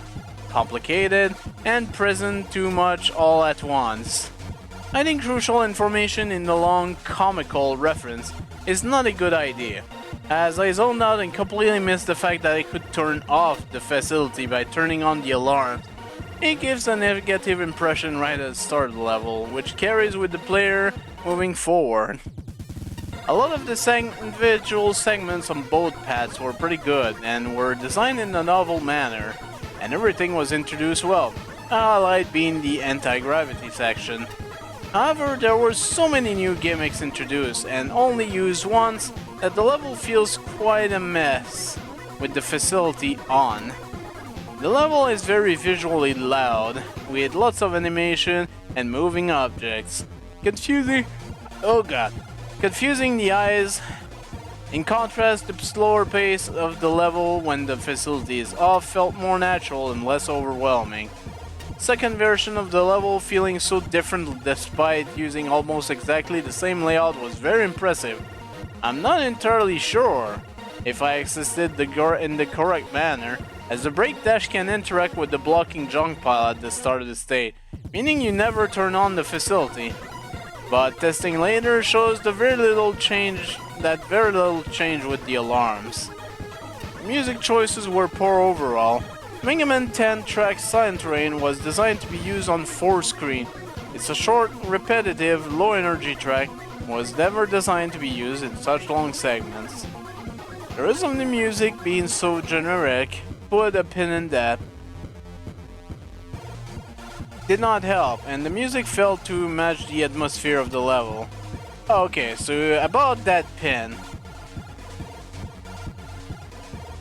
To clarify, Undertale music isn't exactly generic, but it's all about context.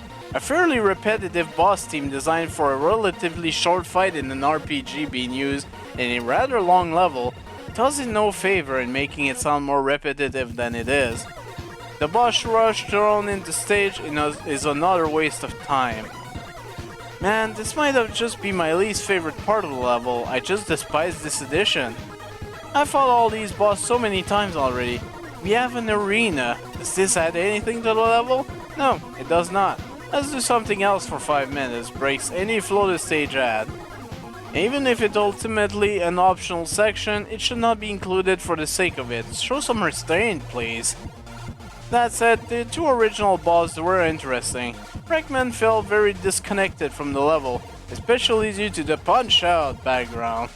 I guess it just took far too long to realize the connection to the level, as it looks like random projectile graphics.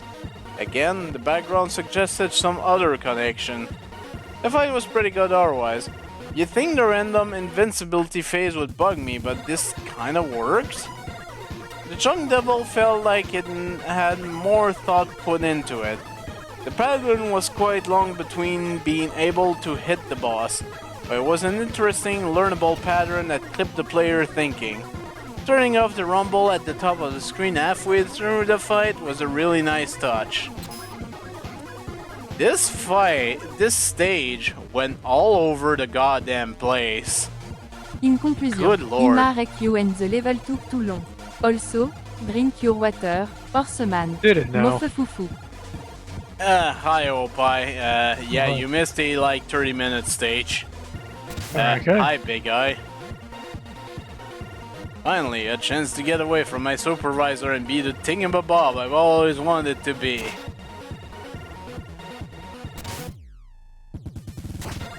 You're on camera.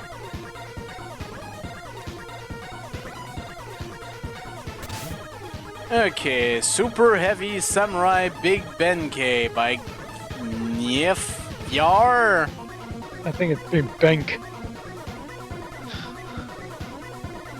Anyway, 62.8. Well, I'm in 5 tokens. Well, we have one other left there.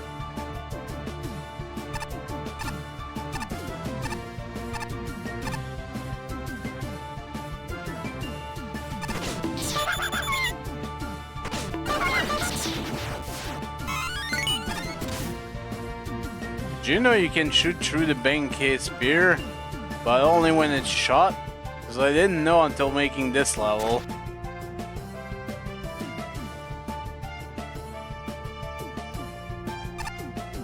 Song sounds so familiar. God damn it. I need to do my research and let me just see if I'm right here. Okay, we've got some original enemies here.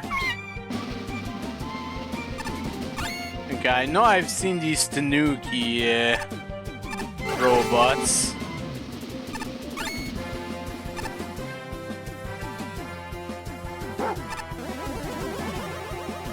Barf.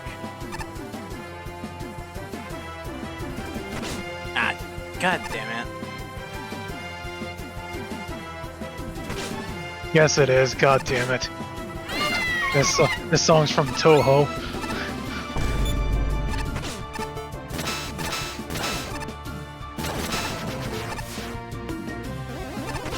Oh. Tanuki's Balsac.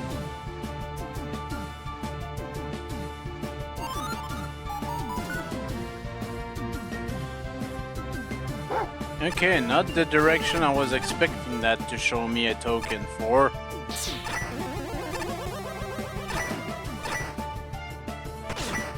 Yeah.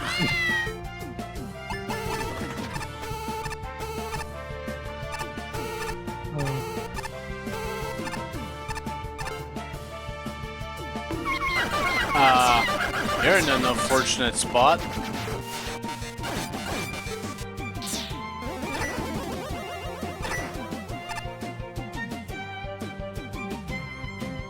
Okay. Okay, number 2.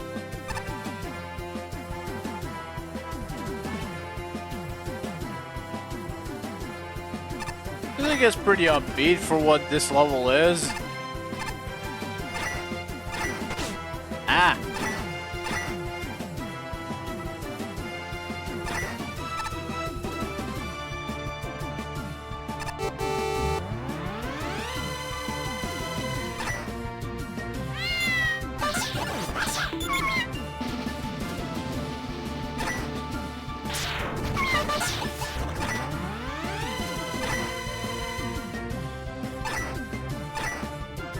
Oh, I don't know if the creator of the stage made these platforms go back quicker, but I feel like it's not taking very long for them to start retracting.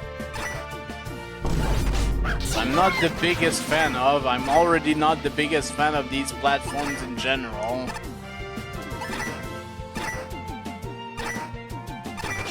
Ah, Jesus.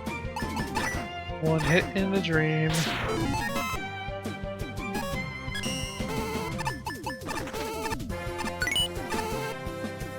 Yeah, it's like, fuck this. Yeah, I'm good.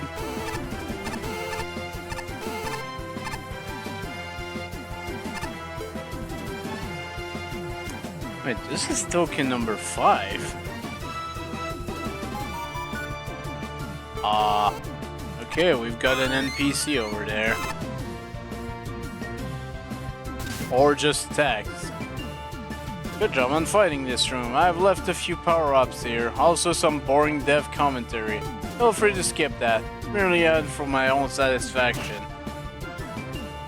With the number of tanks here, I'm sure it's gonna be a case of, yeah, you found this, but you're not keeping it. I hope I win. Of course. Oh, of course. I don't know why I got the idea to use something related to the story of Banky on my level, but here it is. I wanted to do some more for the Banky boss, but I just couldn't get the code to work out the way I wanted it to. With the deadline drawing near, I decided to just copy Yamato Man's code. Guess what else I can do? Draw! So the Banky sprite looks kinda iffy in a lot of areas. I offer my sincerest apology. Either way, Super Heavy Samurai Big Banky is the name of a Yu-Gi-Oh card. Not it really means much here.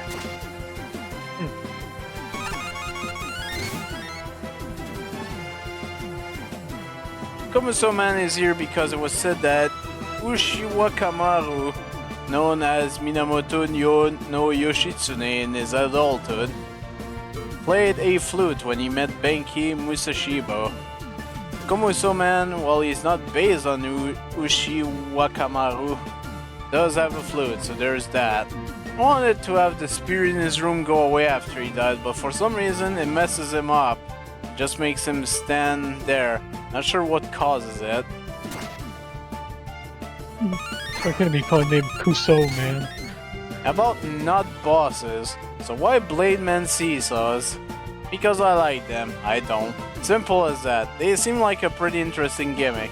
Although putting them too close to wall messes them up and potentially crashes the game. Really? The spears are just recolored Waveman streams. I was going for something like the Burnerman spears, but well, I'm bad at coding. Don't really know how to have the spears pop out of the wall. I can't draw either, so the spears would have looked weird anyways. These still look pretty weird too, to be honest. The little enemies are just Kamen reskins. It does look weird, I know. I tried making them kinda look like a Shogun helmet. I'm sure it was meant to be helmet, but it just says helmet. But yeah, their names are simply Shoguns. Not very powerful for one, huh?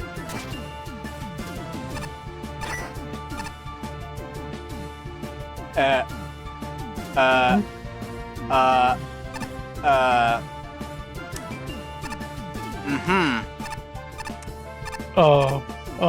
Okay, that works out. Probably not the intended way to get out of that, but it happened. So here we are. Just take it and go. Oh, I am not a fan of these goddamn platforms. I'm sure that some of the judges are gonna say the same thing you're saying right now, man. This is like...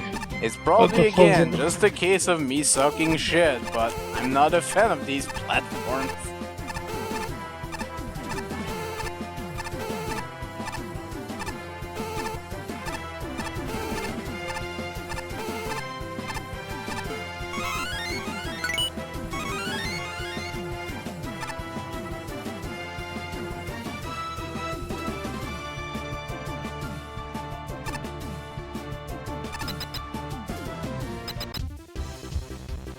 Ah, and there's the aforementioned Komuzo van fight.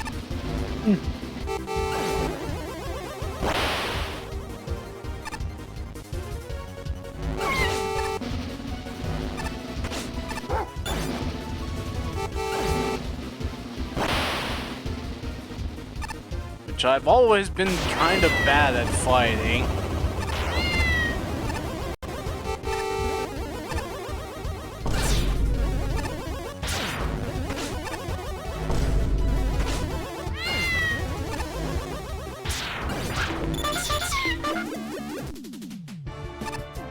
That's what he was mentioning with the spear staying on.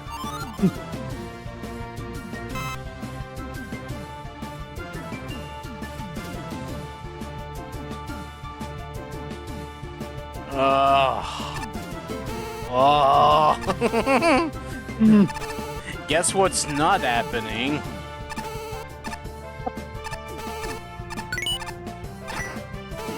If you said me going through these Blademan section legit, you are correct. Yeah, do it for the content.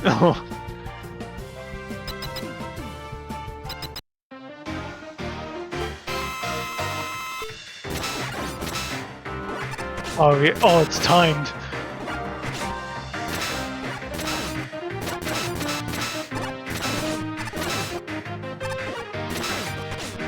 This is over the top music here. What the fuck? I know it's from Kirby Triple Deluxe. Oh, That's really all I remember from it.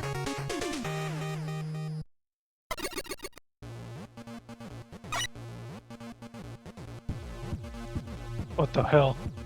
Honestly, if it wasn't for those goddamn Blademan platforms, I'd be okay with this stage. It has an interesting concept, and there's a bit of an history lesson in it. Cool beans, I guess. I guess.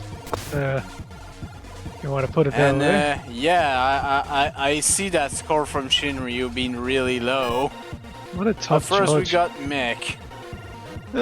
First thought, while I like the music here, it feels unnecessarily epic for a normal level. That might just be me, though, so it's not a huge deal. Basic theme is obvious. It's a lot of Ben K. It's a Ben K level, which means a lot of spears and apparently seesaws.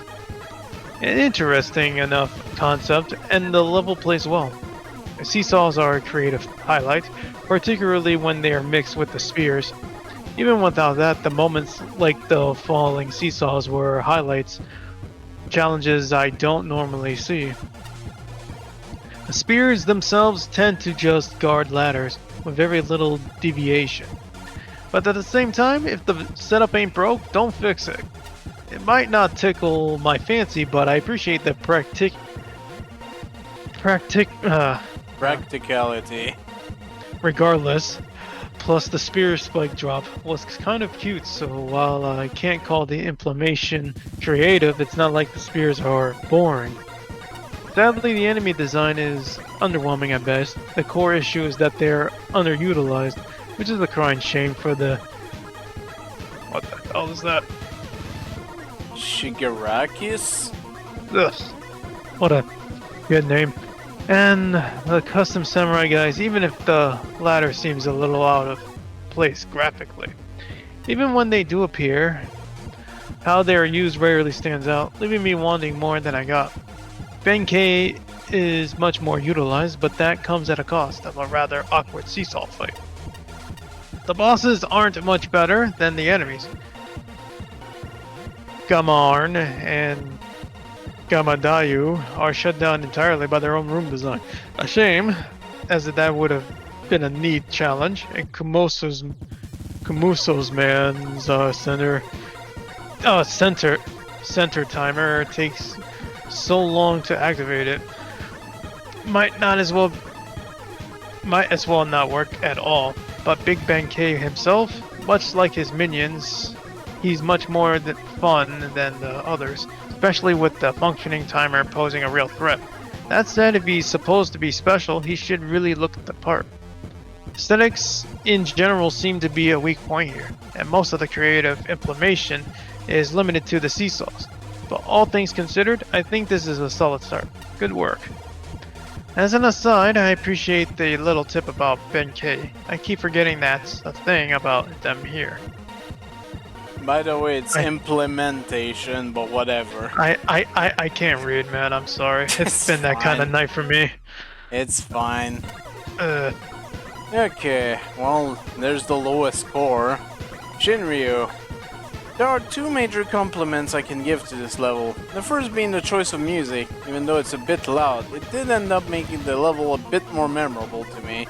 The second is that it has a very solid ideas, which in theory should make for an interesting stage. That being said, I found this level to be rather lacking. There's some decent setups with the seesaw platforms here and there. For the most part, I didn't find them to be all that engaging on account of most of the segments being too easy. The room with the Gamarn and Gemadoyu mini boss in particular, it had the potential to be an interesting challenge, but it's ruined by the fact that he tosses his bombs off screen, meaning you only need to look out for the occasional laser attack, and even then not really, you can just snipe him from where you start. Other times the rooms can just be tedious, such as the climb to get the second to last token. There's no enemies or hazard to get in your way, just semi-tight platforming on seesaws. Having the only punishment is having to redo some jumps if you miss. Or just do like I did and cheese with Magnet Beam. This stage only really comes alive during the last few sections, with the final run up to the boss being the only really engaging and actually threatening segments. As for the boss itself, well, it's Yamato Man, but reskinned to a Benkei. While he still has specific animation cues for his attacks, he comes across as very janky looking when he actually moves. The spears that steadily appears from the walls could have been an interesting way to spice up the fight, and by extension the Komuzo-man battle before, but you'd have to intentionally let the battle drag on for a very long time for them to become a threat. Like I said, foundation of a decent level is here. The choice of gimmicks and their combination have a good amount of potential behind them, but it needs a lot more polishing in the difficulty curve department. Well, if you say so. Bachi, Sakura Spirit, Honorary Duel! I like the use of the music here, definitely fitting to the Japanese theming of the stage, with fine usage of the Yamato Man tiles. Pretty fine stage as far as the gimmicks are concerned. The seesaw platforms are utilized well and have a decent amount of variety with their pathing. They also integrate into the stage design quite seamlessly. I also really like their combination with the spears, making the player be wary of the way they are positioned at the right time to not get poked. Some of the jumps later on can look dangerous, but they are ultimately not that bad, as they still have the decent leniency to how you make the jump. I think there's an oversight with the frog mini-boss and the token path, as you can just shoot it in its eyes from your initial standing position without needing to jump down onto the platform below, which would normally be a lot more dangerous to fight on. Thank you, Bachi mentioned that. I enjoy the clever added complexity of needing to position the seesaw at the right point in the 5th token session. The bank boss has a simple pattern. I like the added tension of the bamboo traps that begin filling up the arena the longer the fight goes on. Pretty clever way to implement that time urgency. I suppose so. Flashman. Okay, snarky pants. You can crack wise about inauthentic projectile behavior all you want, but it's no substitute for pestering the dev team until they fix it. So there's a little worry humor, a fun remix of familiar music, and brightly colored graphics that immediately set the tone for a playful level. Strong theming pulls together several decidedly Japanese elements. The cherry blossoms and little samurai dudes don't quite fit seamlessly with the visual style of the other assets, but everything works together to create an experience. Shit. God damn it. Yeah, there you go. To create an experience that feels fairly original. Every section has an obvious gameplay focus, and it's clear whenever something new is being introduced. Some challenges are more successful than others, and most crumble when exposed to special weapons.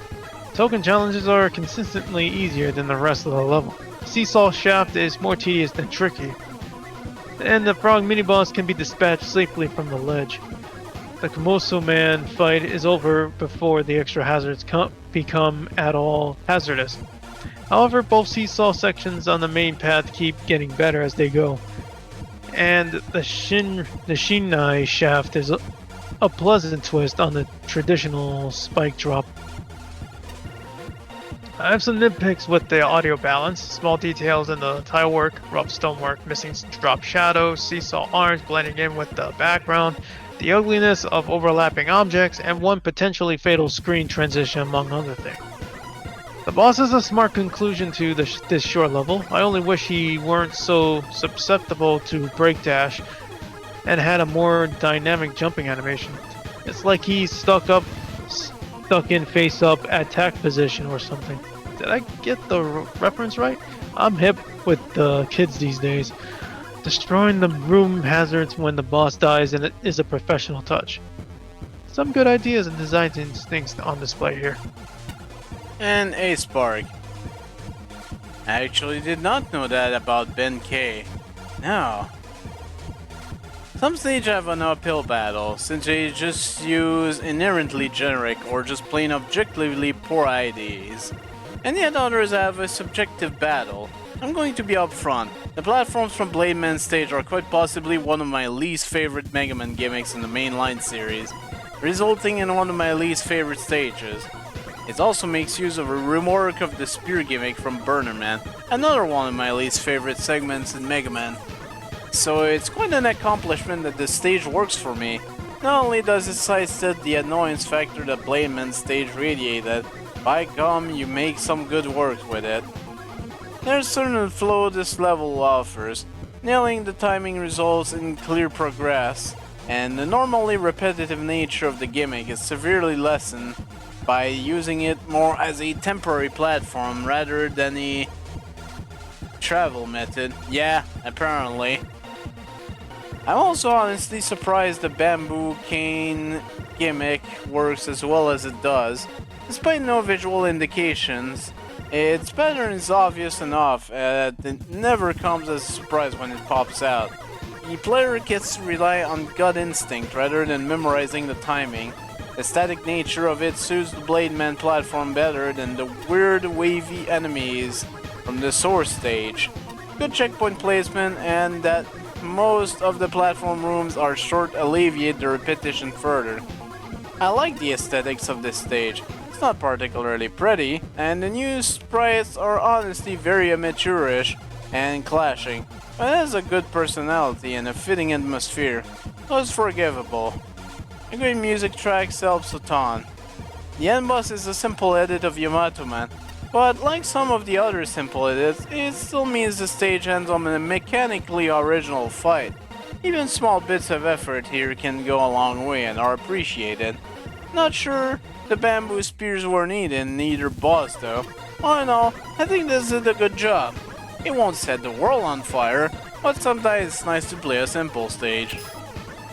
Maybe I should have given the the seesaw's more chance, but I'm really not a fan of that gimmick. But I suppose it worked. Yeah. Also, I wanna say I might actually have enough token to get an upgrade I wanted. So let's briefly make a detour over here. Oh, right. Don't worry, we're not going to play solitaire. Play solitaire. Not yet. Keyword is We're going not to yet. see chance, man. Yeah, I Right, have Ben. 43. I'm getting weakness radar. Yeah, baby. No longer will I search for what the goddamn weapon I need to use against bosses. Back to tier 10. Actually, let's switch out costume. The med is cute and all, but Yeah, we need to change it up. we have other people. Also me IRL in the back. Ah.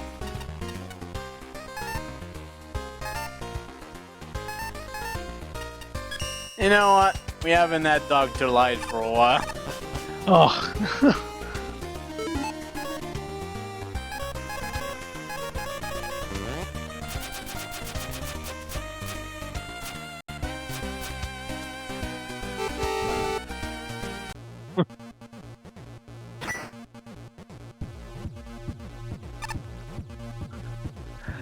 From my understanding, Zaichin, the fishing rod is given with the special thing from the key, which unfortunately is apparently spoilers for later tiers, so I'm gonna have to wait until we go through all the contest levels before we do that.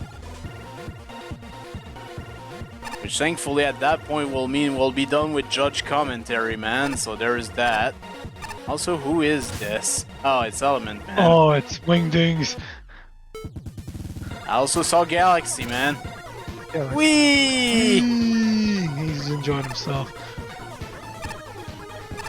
Why wouldn't he? Galaxy Man is awesome. Elrone Woman by Silver Europeum. For some reason I was about to say Emporium, but that wouldn't be right. Maybe And she is an again, the Emporium. lower score is by Shinryu. Jeez. She's the size of an Emporium. Anyway, 63.20. 1 element, 4 tokens, and we've got Slashman music.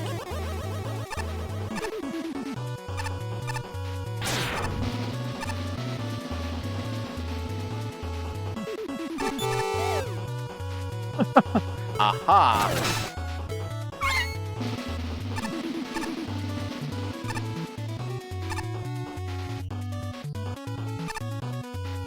Okay, we've got a Gaviol.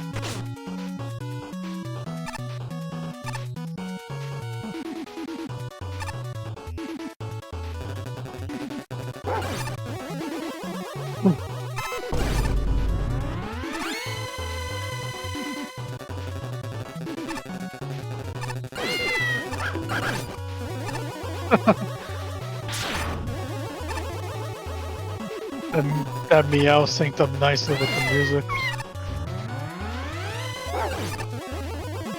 That face.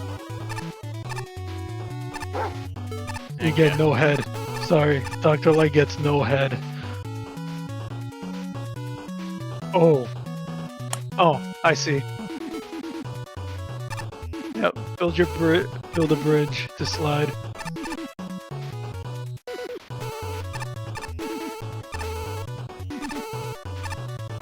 Ah. There you go. Nice. Screw it.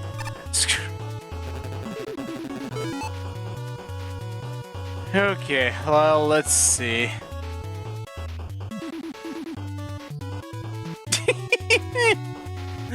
That's pretty good.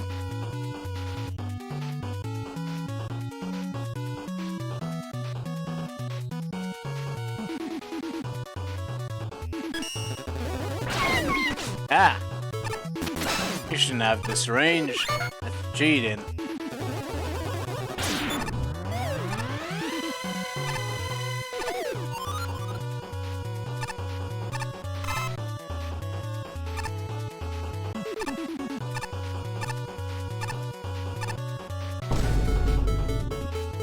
That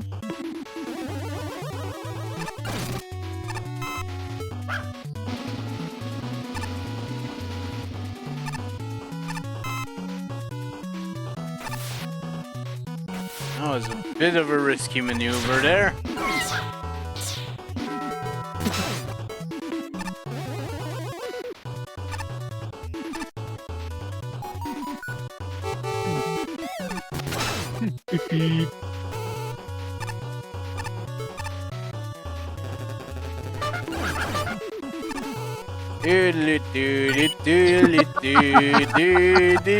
Beep. Fucking hell, man. I mean, if you're gonna give me the option to cheese this, I'm gonna do it. I don't know how you're supposed to get that otherwise, honestly.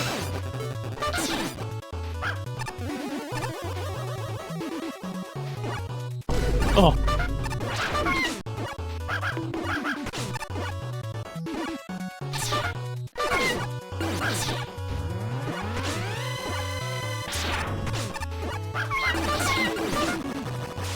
Good lord. No, that weakness As thing is only annoying for as Anabiran. Now the weakness thing is only for the bosses? I guess it's for the main bosses, not the mini bosses.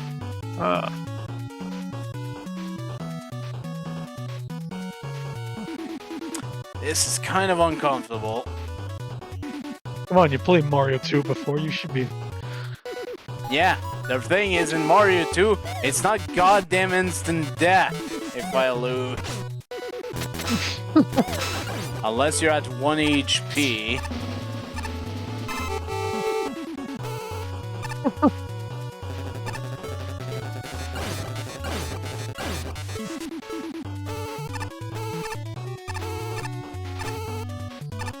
Boo boo doo boo boo boo.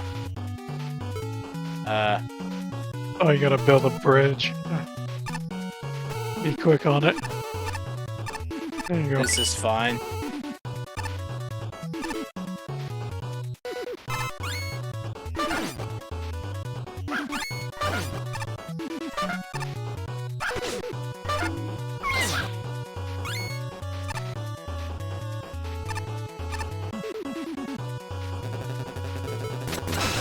Ah.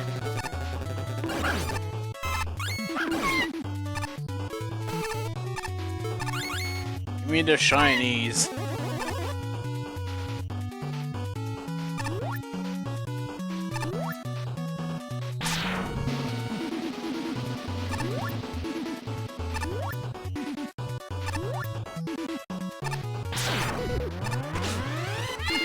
Wow, these things wake up fast. 1 HP in a dream. Careful now. Give me that.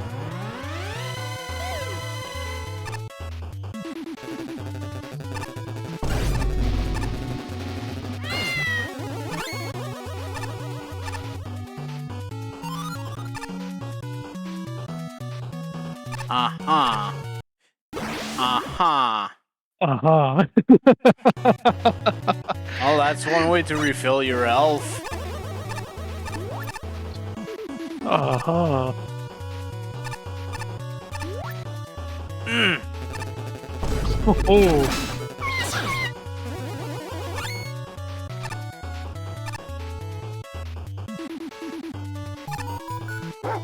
Oh.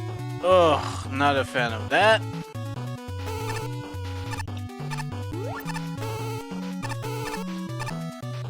Ooh. Oh, Not a look at fan that. of that. Yeah, baby. Of course, it's one of those.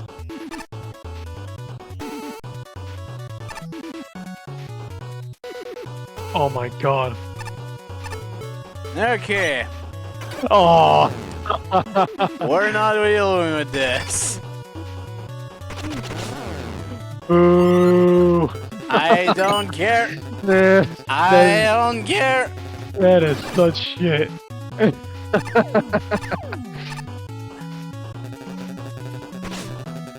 Use all the tools at your disposal to victory.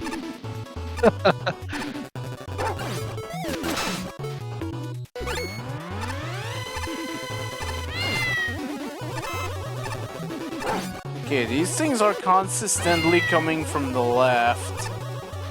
Which is kind of a thing.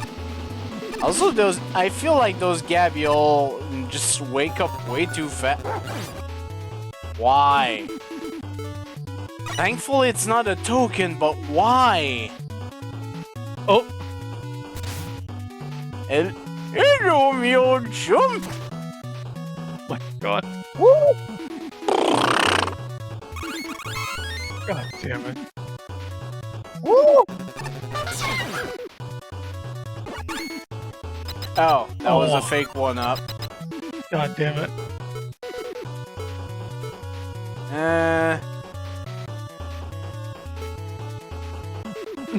I'm going to take a wild guess and say magnetic shockwave. Let's see what the thing says. Get ice. Ice.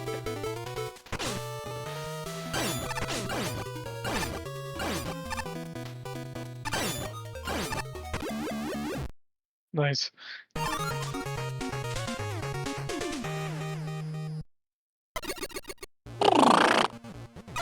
Yep. Hey, Galaxy Man.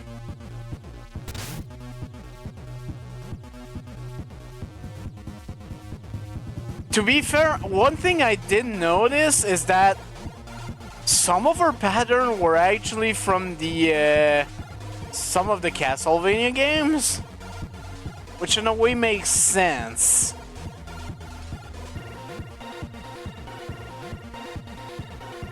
I don't know, I could almost say it makes me think of the Elrones from Circle of the Moon, even. But anyways.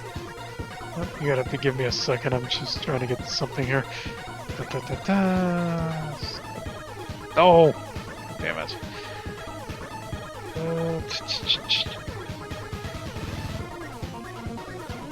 Put that shit there. There we go. Alright. When I first started, I admit I wasn't interested. It had some neat enemies and the design felt alright, but I can't say it drew me in. However, as the level kept going, it grew on me like a fungus. Among Us. I found myself having a good time. The core assets are very simple, to the point it doesn't seem like much, but on a closer examination, there's more to this than expected. One of the level's big weaknesses is its simplicity. Between the standard issue enemies and largely themeless gimmicks, the level seems boring. However, the individual assets are more impressive than expected. Flower Joe is less frustrating and more interesting than regular Joe's, and not just because he can stand out of your range while still being a threat. The use of jumpy Mets over regular ones opens a lot of extra scenarios, with their enemy combos being a highlight. And while the platform gimmicks and the boutons might not feel like much, I found their final challenges work pretty well.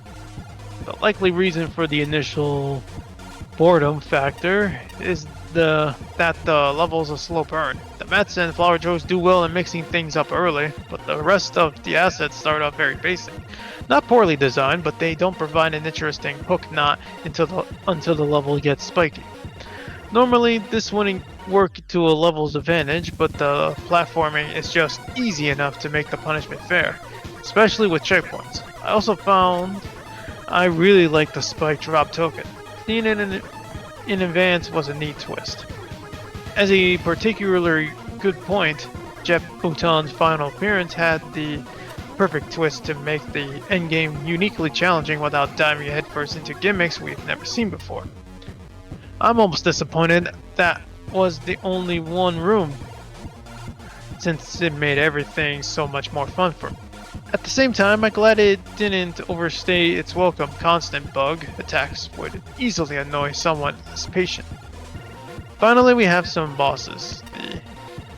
The spinning flower took some getting used to, mostly because of the spikes, but he's a decent preview for some of the boss. As for Alrune woman herself, she was unique. I didn't expect a completely immobile boss, let alone one that didn't use a shield, but she compensates with high range and speed, making the fight more frantic than expected. That said, I wish the RNG was balanced better. I don't think I saw her spread shot until the second or third time I battled her, which is a bit iffy since that's her most interesting attack. Overall, this was a nice level. The beginning portion was a bit on the boring side. But by the end, things had picked up nicely. Solid job if you ask me. Alright, Shinryu. This was decent-ish, I think. Admittedly, I struggled a bit on where exactly to place this, since while it has some good platforming challenges near the end, a large chunk of this level ended up being relatively unmemorable for me. That being said, it plays mostly fine. I enjoyed most of the token rooms for how they make you use your weapons to get around the layout, save for that last one, which was just a small memorization spike drop segment. There's some decent platforming challenges towards the ending segments as well, although I can't say I was fond of the actual lead up to the boss. The respawning beetles came in a little too quickly and can easily blindside you when first entering the room. All that aside, the rest of the level it just kinda existed for the most part. There wasn't anything in there that stuck out to me as bad, save for maybe the noticeably different black borders around certain background tiles. There was nothing all that memorable either, at least up until the boss anyways. Elroni woman herself seems fine for a stationary boss, which is something you don't really see all that often in these stages, or even fan games as a whole outside maybe Fortress bosses. I think the general idea behind her could definitely work out if she had a little more variety in her attacks, as she only has 3 relatively basic ones.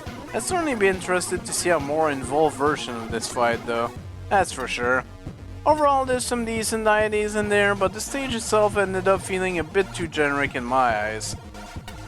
Bachi, don't get lured by deceiving pretty appearance. Sorry about that. Overall, decent level. That's a little on the easy side, except for the one part with the very precise jump if you have to do. It has a checkpoint right before it, but it still is a rather unnatural difficulty spike. Perhaps the stage elements were not squeezed to their full potential, making the level feel somewhat incomplete and easy as a result. Even the final section felt very tame despite the respawning beetle chargers, while it was supposed to serve as a final challenge of the stage. Some oddities I've noticed. There is a part where you can exit right on the screen, with spikes on the floor. Said part also has a two-way transition which can push the player back to the spikes on the previous screen. And another part of the level where there's an opening to the left on the screen, but there isn't a room there. There are 2 shades of black with the background tiles that make them stick out. Tokens are all easy to find, as the paths to them are easily identifiable, though through being mostly only accessible with weapons. Though the challenges to get them feel generic, basically use such and such weapon to get to the token.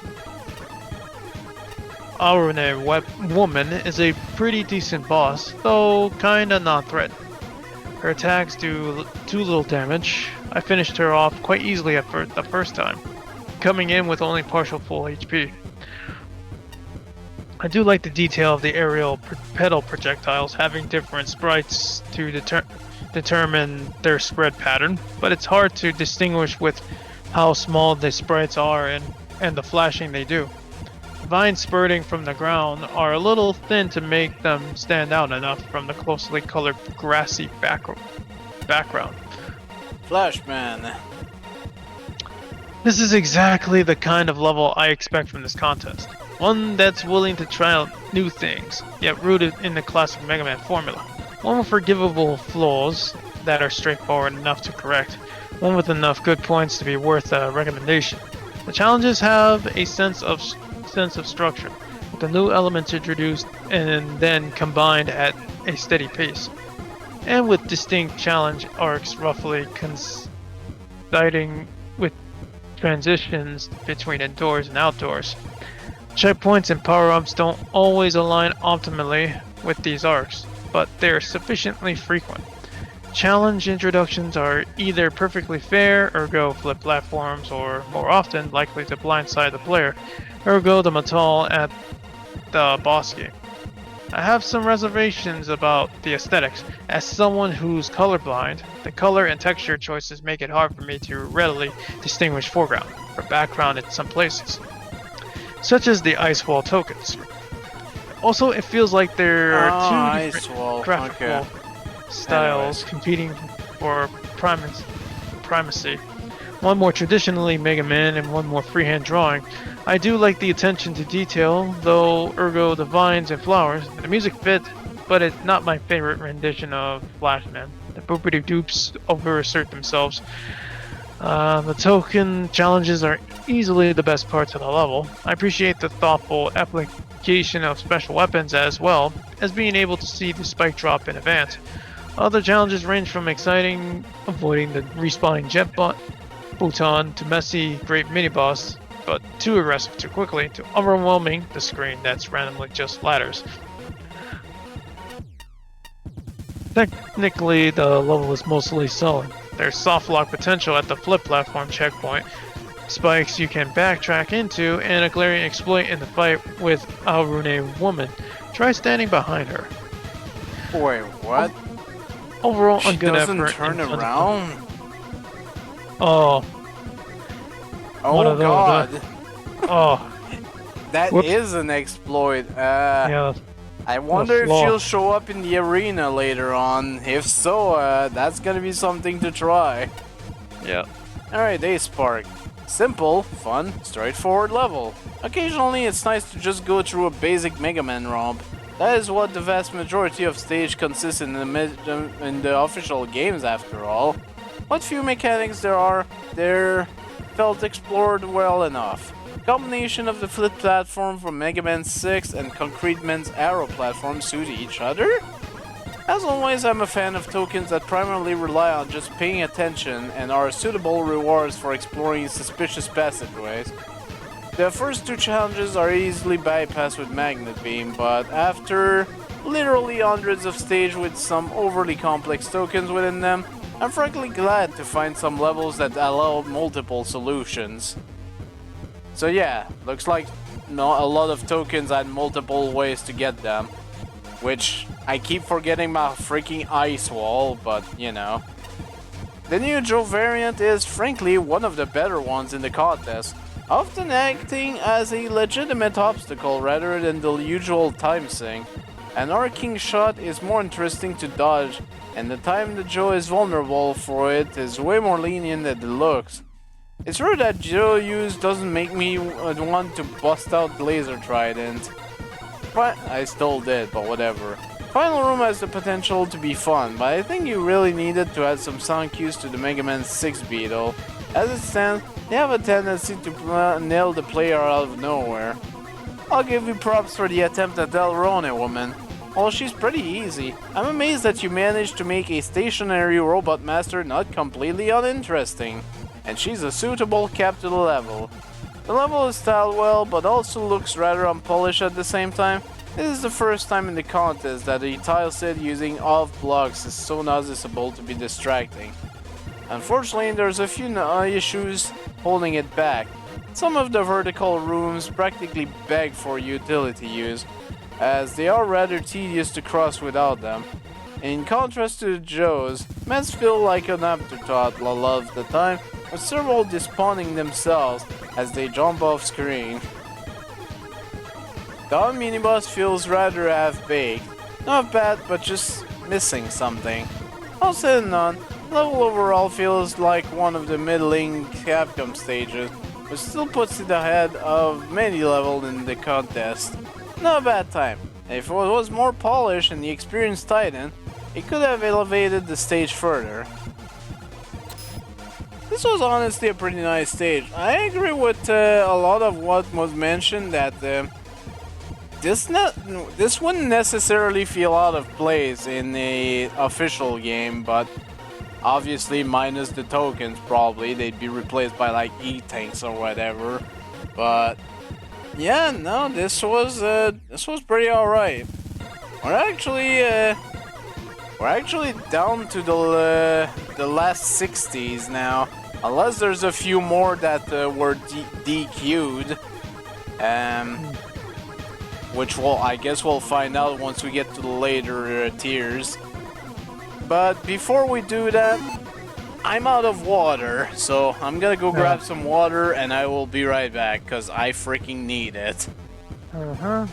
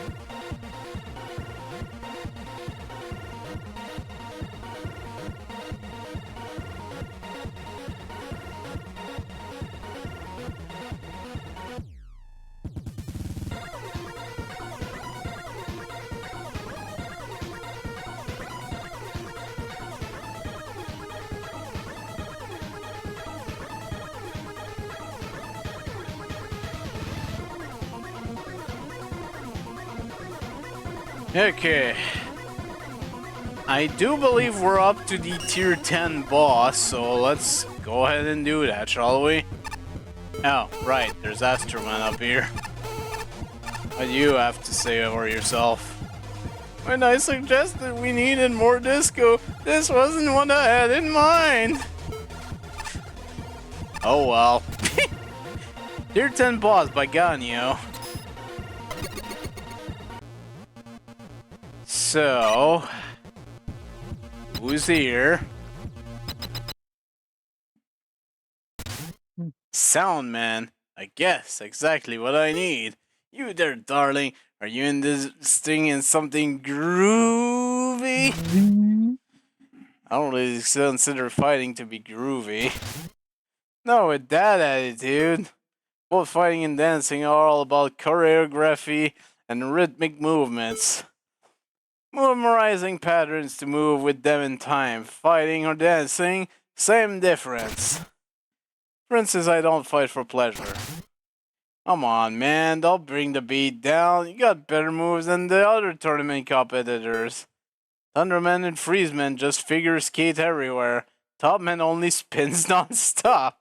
Toadman does some weird thing with his belly. I can tell when someone's got some fancy footwork. Join in the groove and the next song's on me. Guess I can groove by striking poses between attacks. That's spirit. You got a track preference? What the heck? I guess this is your. I guess this will be your choice of a selection Good days. for Now let's music. get the party started.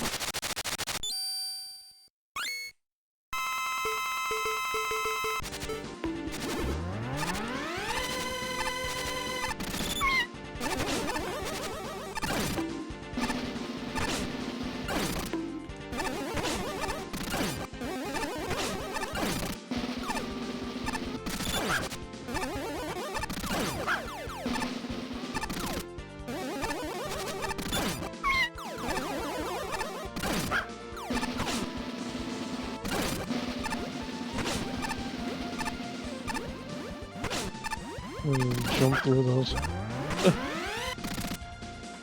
There you go. Oh.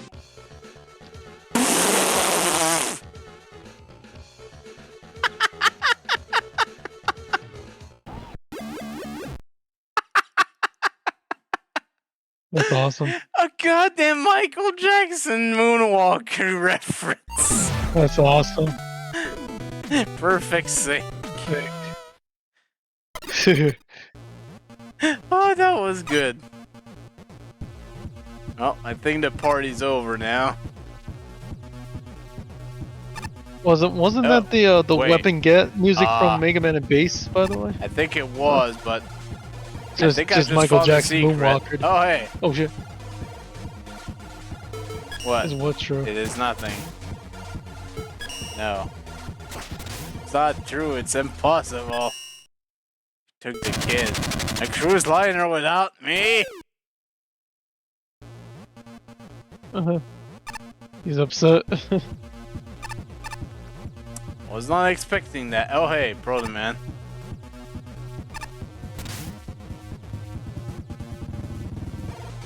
Pretending to be my old LAS.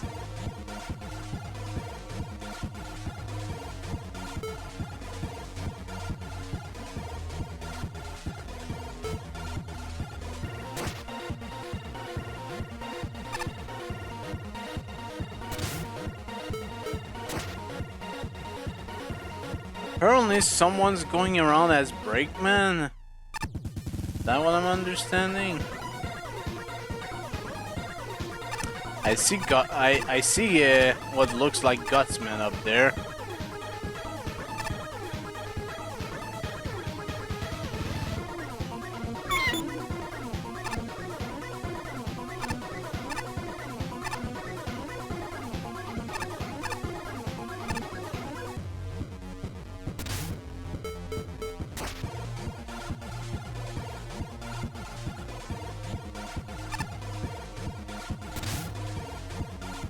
Big Brother was supposed to meet me at this gala, right? I wasn't expecting that. I started heading up here.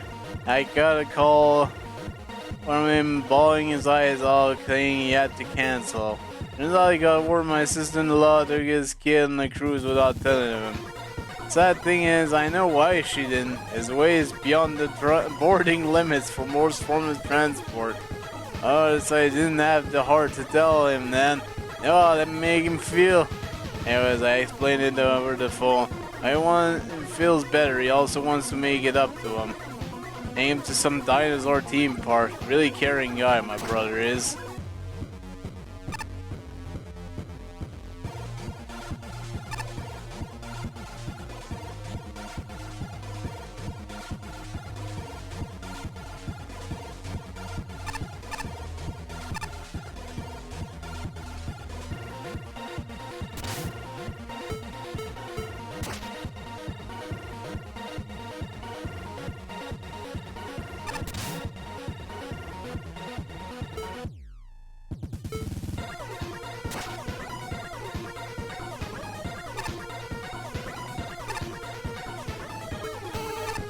No, I just noticed there's a...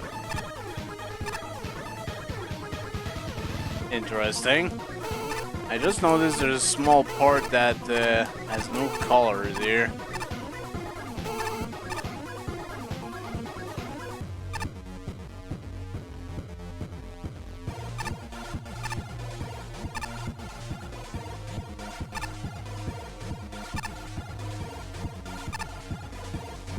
I wonder what's up with that.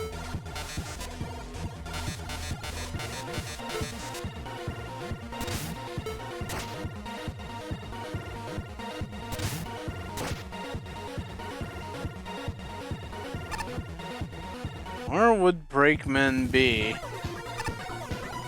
That's Element, man.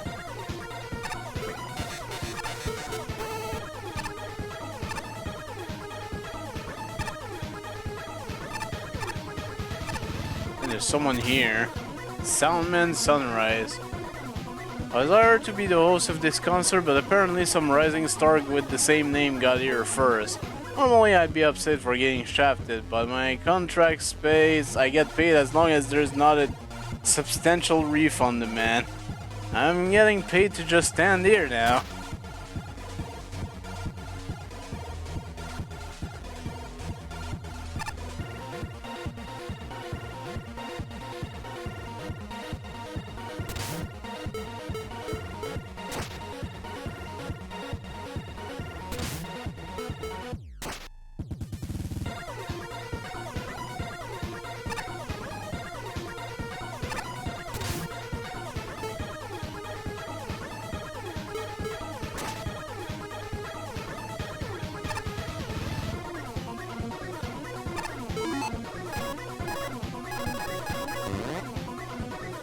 Okay, it says I've got everything in the tier, but I'm clearly missing something. Because there's that room on the left I can't open right now. Oh well, let's check out, actually we should real quick check out the hub if anyone else came by. Nah, it's Dynamite from the DOS game. Yes, I know about Solitaire. Trust me, I know.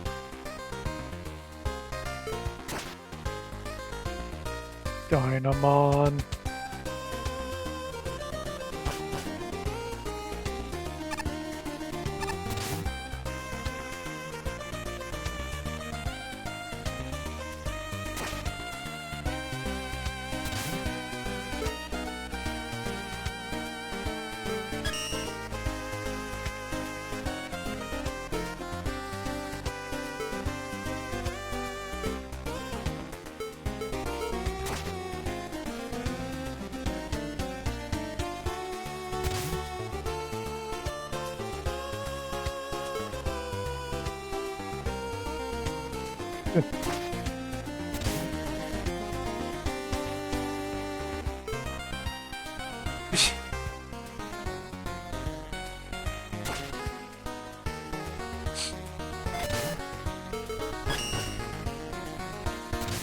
I roll. You do have a capsule, but you have only one. Oh, no, you'll need one more.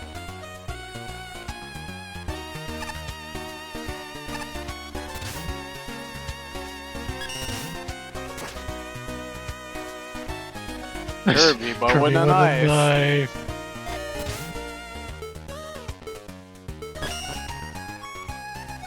Oh. Hi, Alien Wily. Oh. I do my mini beverage have bubbles. Hardy har har. Har har.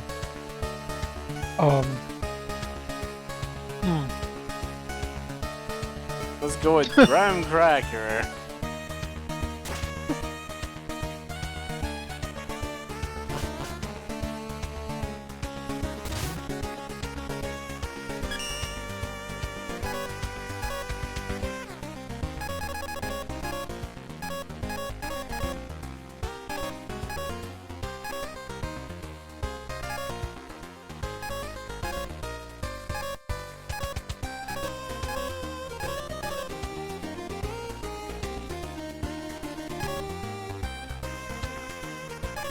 Use.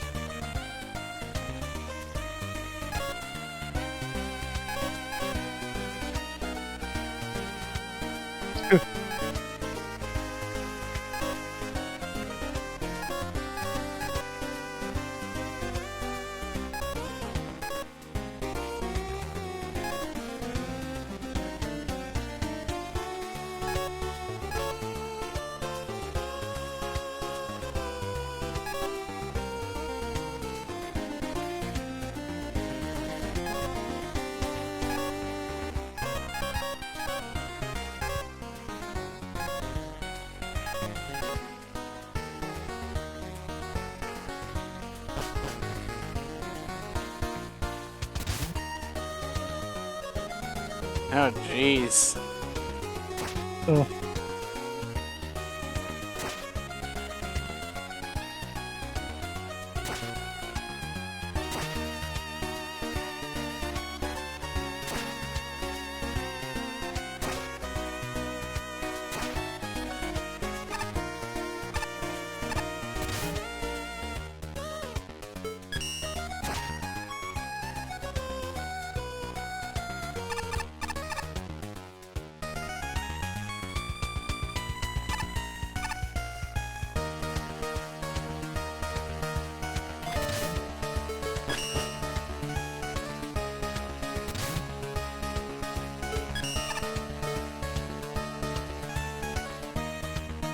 Eternal rival with only default weapon.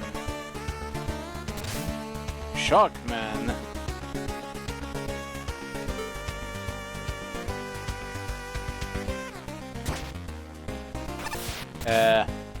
Valve, man.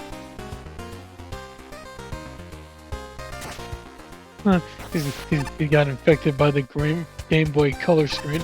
Game Boy spinach green. No humor. You got the humor already. Uh-oh.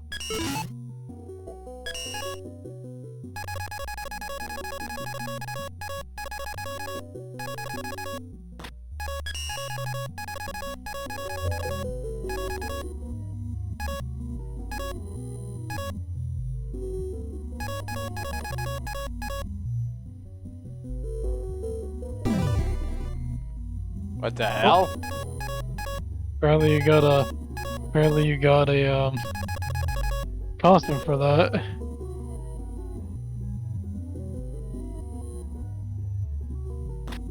Loud noise warning. Oh shit.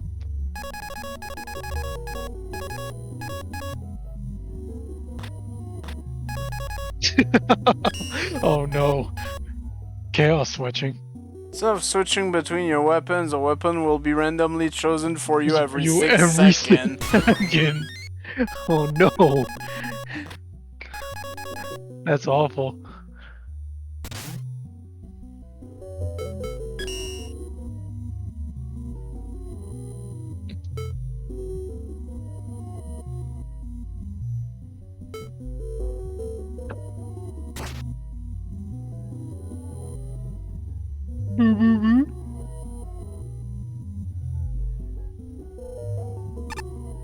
There's gonna be so much boo boo boo on if we keep going here, man. Yeah, but I don't think it works on the simulations we haven't actually completed, so... Hey, what costumes have you not worn yet? Oh, we just unlocked Kalinka. Okay, there you go. Just...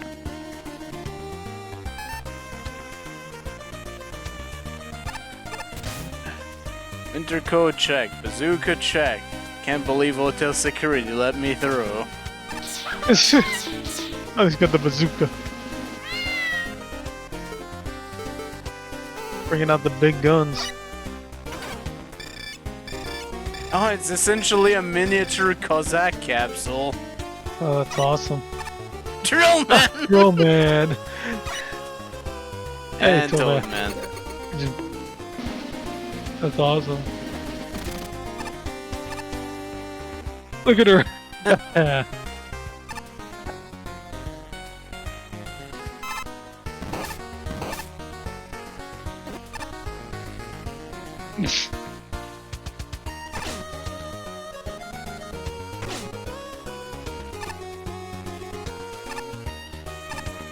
He said this. Turco check. Bazooka check. I can't believe hotel security let me through.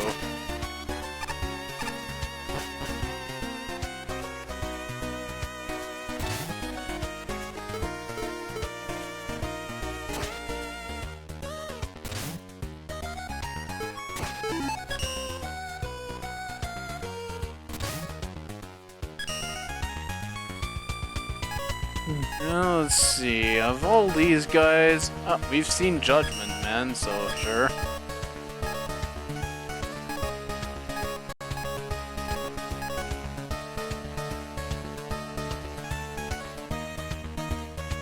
I think we've seen Aetherman actually, now that I think about it.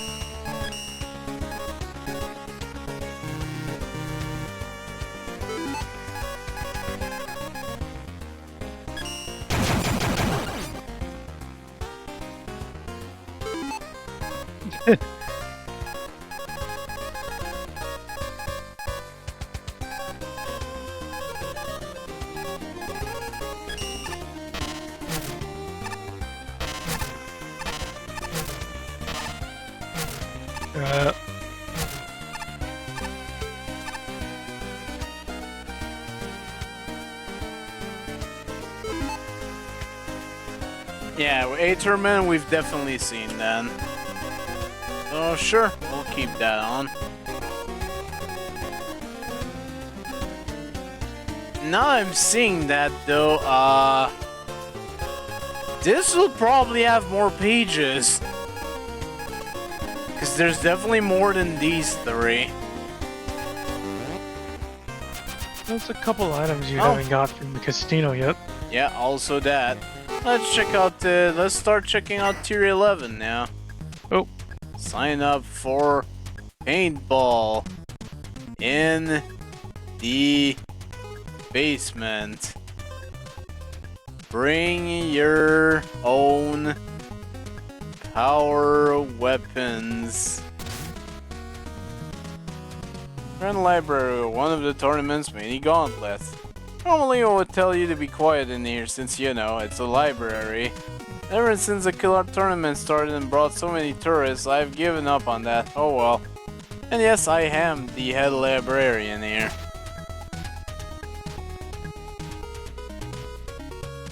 Saw a little robot back there. Oh hey, Swordman. Hey, Sword. Say that the pen is mightier than the sword, so I came here to learn if that was true. After staying here for a while, I've come to realization. Why can't we not just have both? Everyone should simply write about swords, not combine their powers. Whatever you say, Swordman.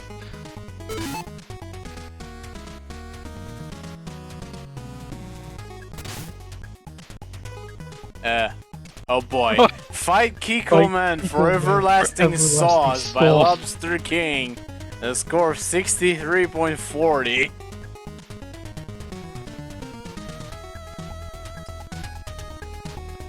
Oh boy. The sauce. Ironically, this time it's Mick that has the lowest score on this one. 1 element, 5 tokens. Okay. Uh-oh. Okay. And we've got the bike and only the bike. Oh, only bike. Oh my boy. god. It's one of these, Oh my goodness.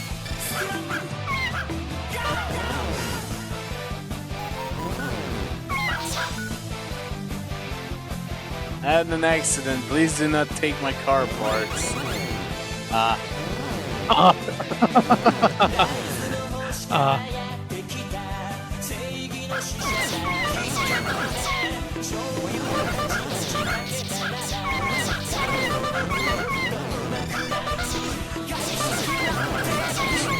my goodness.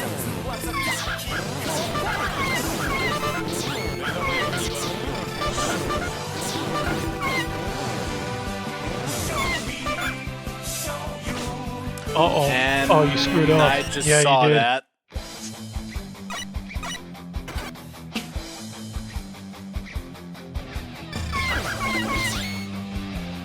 Please don't take my car parts. Won't do it this time.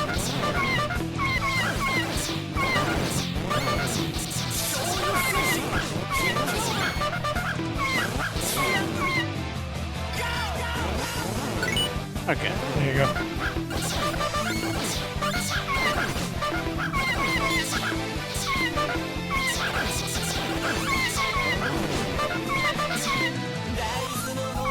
Ah, jeez. No! No, Oh, and come there's another on. checkpoint. Oh, that's dirty. Why would you have double checkpoint? That's dirty. Oh, that's not nice. I like the aesthetics. It's very silly. But that is mean.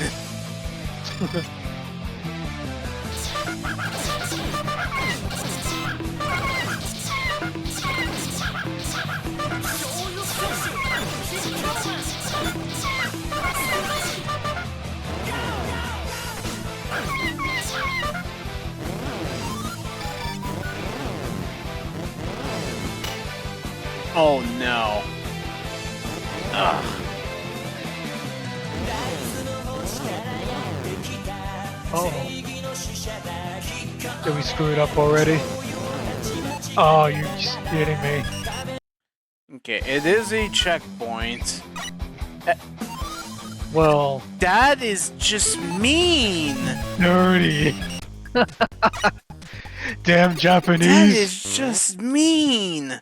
Damn Japanese.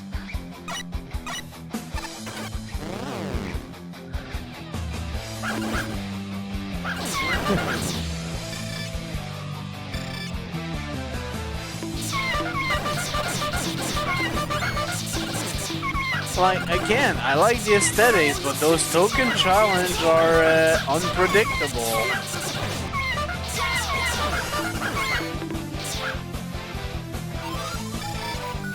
Oh, Gotta restart the stage. Goodness. oh! I hurt my neck after that happened. Like I was like tilt my head back after that.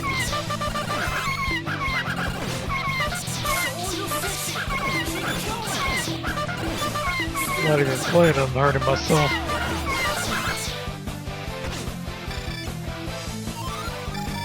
Why?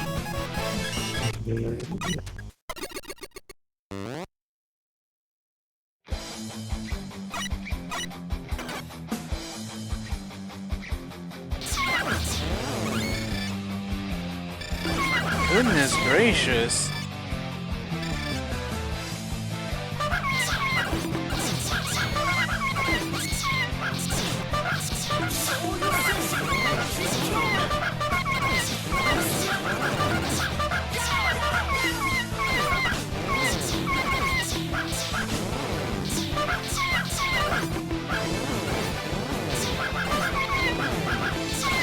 I'm actually taking way more damage than when I was just rushing.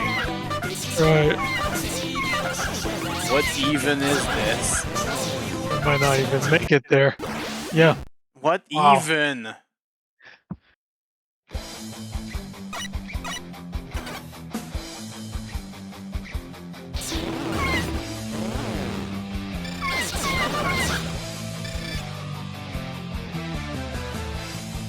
I'm sure if I was just romping through the stage, this would not be a problem, but I need to get the tokens.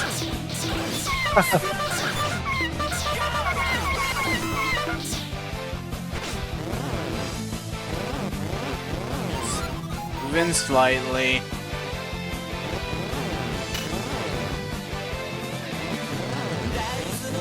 Move in slightly.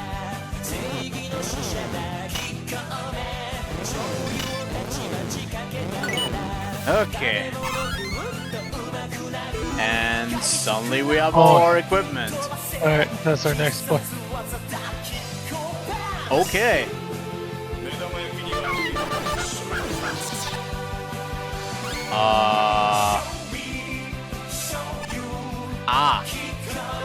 That's how that works. Okay. Without the worst spikes. That's what I wasn't sure at first either, but no, it works.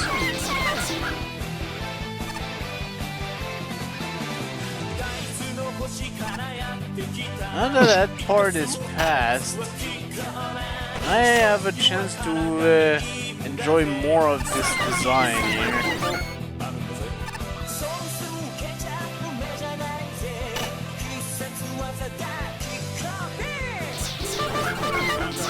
Speaking of Fan Fiend,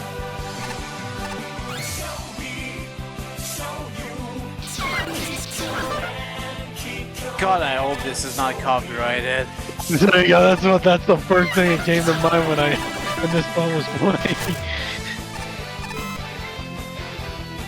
Copyright infringement.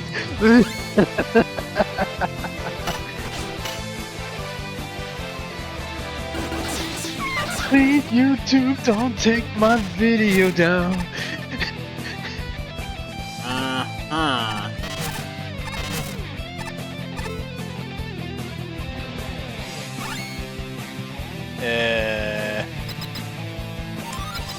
Okay. I have some questions.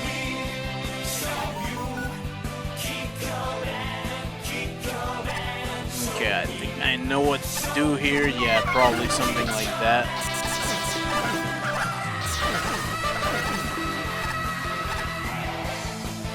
The music.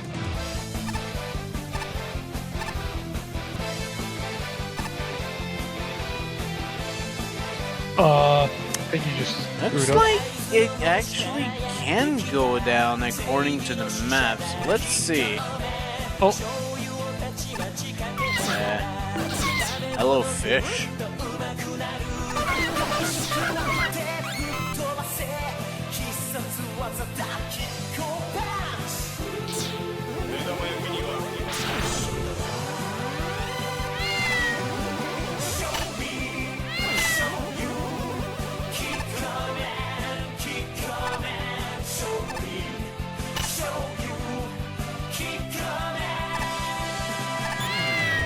Oh, what?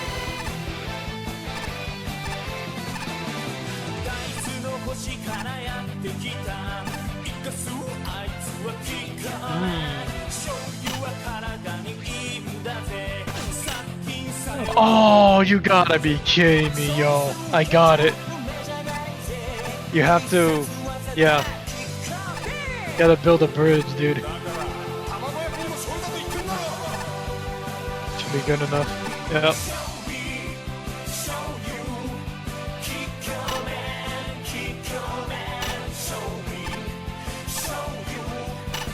There you go. Well, What? Oh, it's Think it- gotta think be it went too- a specifically little on the bit too- side. Oh my goodness. a little bit too much.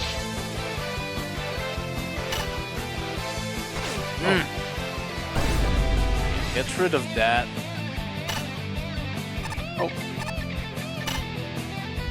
There you Okay. go. Okay. That was incredibly silly. But at least the token's here, and Ah, that was 60%. 60%. Got one more token. Checkpoint. 60% of all tokens, and I'm at 541.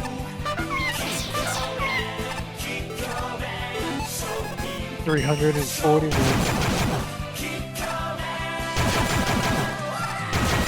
Oh hey, good news, Steel. It's no longer magnetic shockwave. Something new. Is a judgment. Oh. Oh, it's a fake!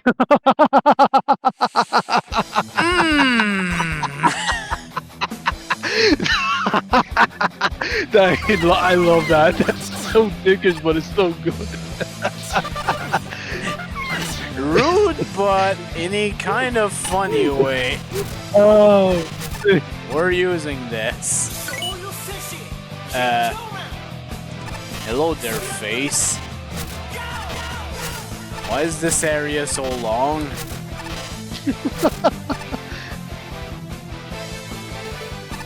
who knows? There might be something over there. That's what we're gonna find. That's a wall. And okay, I was about to say that's death, but thankfully not.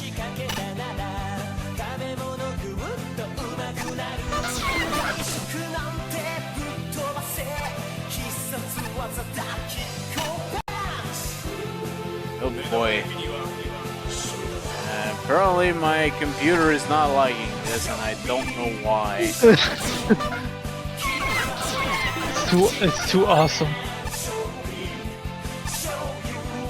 DMCA, go go go, take down this video, you don't want that. No no no.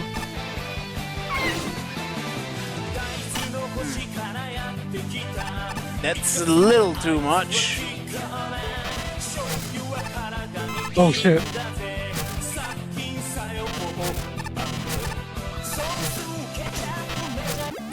Oh.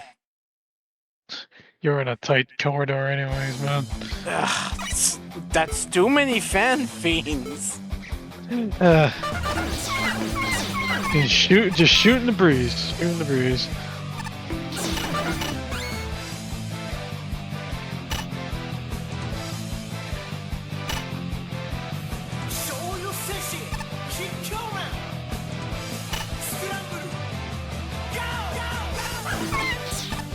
No Tahita.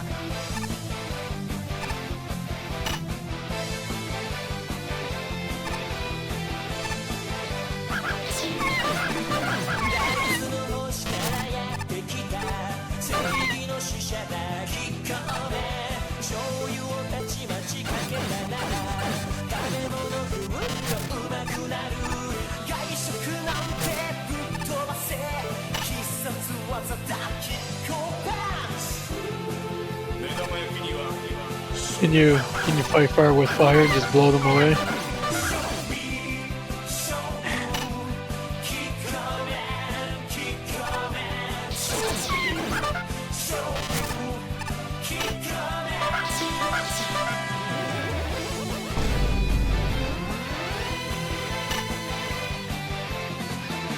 No! Oh.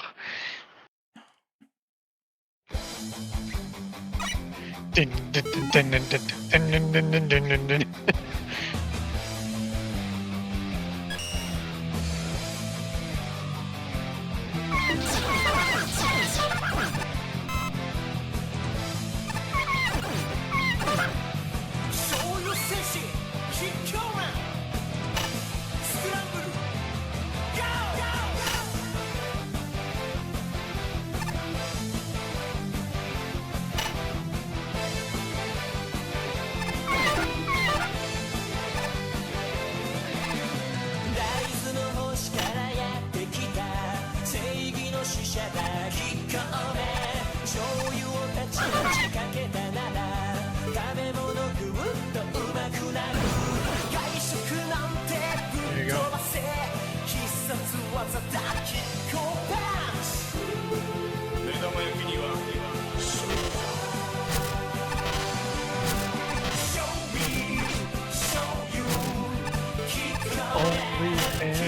OnlyFans. What? Well, I'm singing to the song.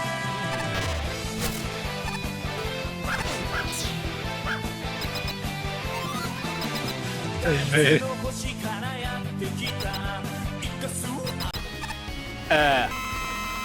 Oh my god, it's Heinz ketchup.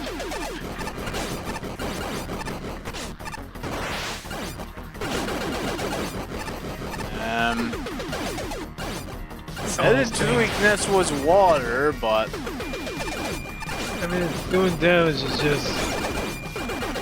what the hell? There's too much shit in the way, that's why. And those things do 5 damage, damn.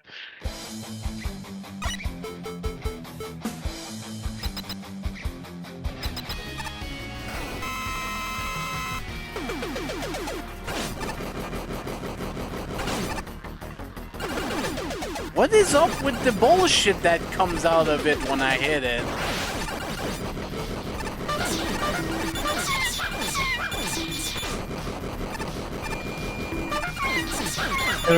Kind of reminds me of Iceman. Too much shit! Too much Japanese. shit! Japanese, you can't blame.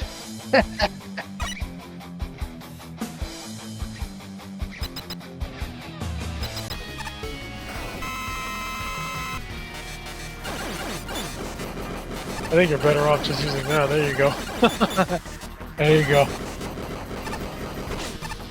Just survive and just shoot. Oh no, it's upset.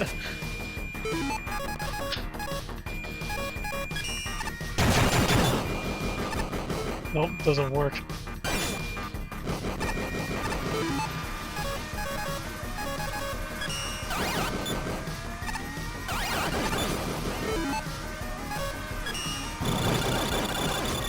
Oh, Jesus Christ. I wonder if it's weak to bubble to the pump now. Yeah, it is.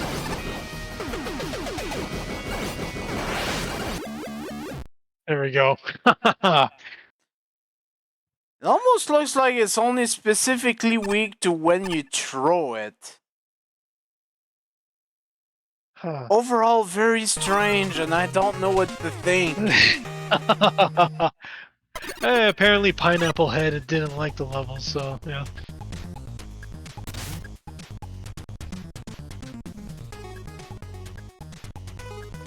Yeah, you can see his, especially his fun score was pretty low.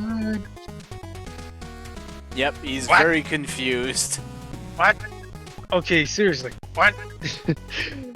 This was easily one of the most baffling concepts I've seen in a while, and I had to look it up to make some sense of the whole idea. I see what this was going for, but I'm not sure if it works. Megaman looks extraordinarily out of place, and the rock remix, while awesome, distracted me from the level enough that I'm not sure it works as background music. I kinda liked it. The level starts interesting, riding in on Rush Bike, just like Soy Sauce Superhero.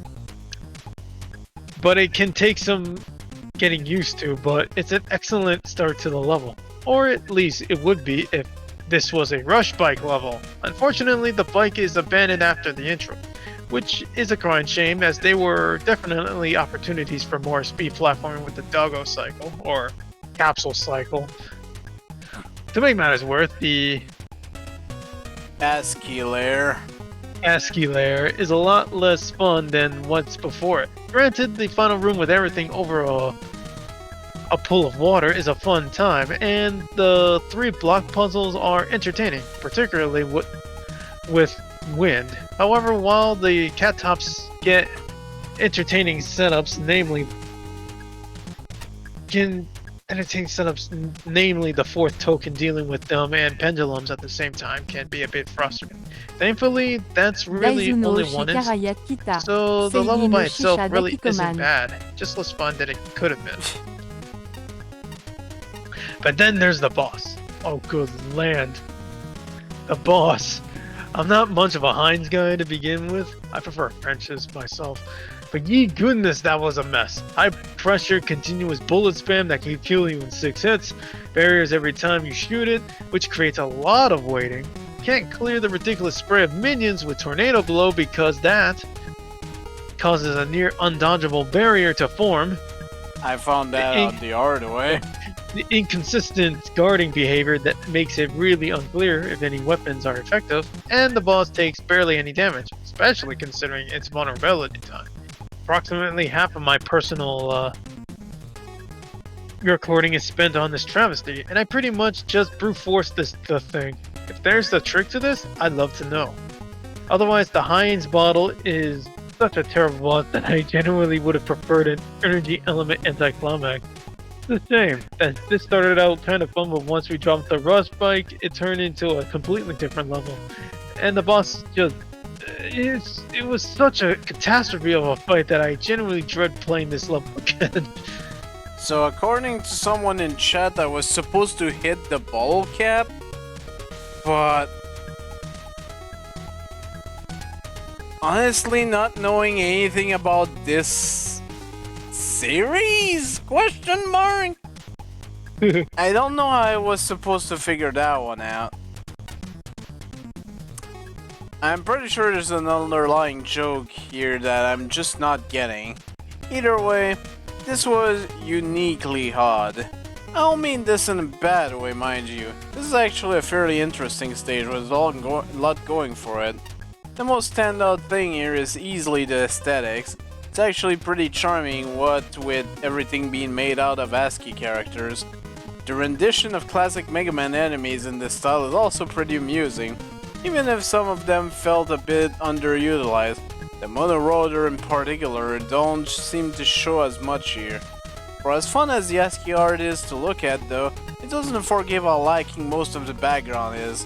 A few screens that have background details actually look pretty nice, and I wish they had a greater presence over the flat, slightly off shade of white that makes up most of the background drop here. Visuals aside, the stage itself actually plays out fairly well. While I wasn't really a fan of the opening Rush bike segment, well, apparently you're the opposite of Mech on that front. Everything after that is a well-constructed series of platforming challenges. My favorite aspect of all this is how the enemy complements the room layouts and gimmicks, especially the Fanfin and the Komasabuos. They're set up in a variety of ways that contribute something to the platforming, rather than just being there for the sake of it, which is always a plus in my book. Only major complaint with this stage came from some of the tokens, as well as the end boss. In the case of the former, I found the first 3 tokens to be a lot harder to obtain than the final 2, as you can easily back yourself out of them by missing some jumps, or by raising a platform too high in the case of the third one. As for the boss, his fight is just pure chaos. He spits out far too many projectiles, deals massive amounts of damage, and only takes 1 point of health from most weapons. Certain ones don't even hurt him, but still trigger his counter shot, such as Tornado Blow, which ends up flooding the screens even more. It's a bit of a sour note to end an otherwise decently good stage on, but for what it's worth, I still enjoyed most of my time with it. And as a final side note, the song used in this level is unbelievably catchy. I'm probably going to be humming it for the rest of my days. Thank you, Kiko Man, for the everlasting earworm of a theme song. Shit. The Apache, Soup Alphabet Unleashed, Craziness Ensured. Give me a second. Oh my god. He's gonna be humming it. I don't get the reference here at all. I guess it's, cute? The aesthetics remind me of the Cyberpunk action game. Oh, classic. Probably not a good thing since that game was notorious for cheap deaths. Though it's probably just a coincidence since this and that are both based on Japanese emotion art. Emoticon art. Pretty frustrating first part of the level that you have to replay the whole part if you fail to retrieve the token because you don't have rush at that point. It's not so bad to do it slowly, but when but not when you need to retry and do the jump again and again and again and again and again and again. I know that front. Like a certain horseman. Kinda odd checkpoint placement on the first screen with the swinging platform. It puts you at the bottom of the swing, so you instantly get tossed into the bottom screen checkpoint without a way back. This basically never really comes into play because the top section has nothing dangerous that can kill you, but still weird. I kinda like the platform you have to step on to raise the other one. There's some clever implementation here for sure, especially with that one token. The last portion of that stage can get pretty frustrating with all the fan feeds and respawning airborne enemies happily knocking you into instant death as you try to do the jumps. Also the boss cool off with the enemy spam plays. So you're meant to fire pretty much always because of how many hothead likes are spammed. But you're also punished if you hit the boss itself that spawns these waves at you. Also, don't ever use Tornado Blow on this bottle. Oh god, yeah, jeez, that level, yeah, I just skipped for the final token. I can imagine that taking over an hour.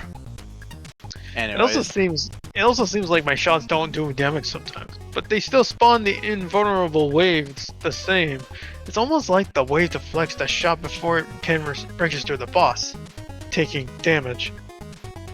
So far, all three judges does not mention the cap, so I'm wondering if that's true or not.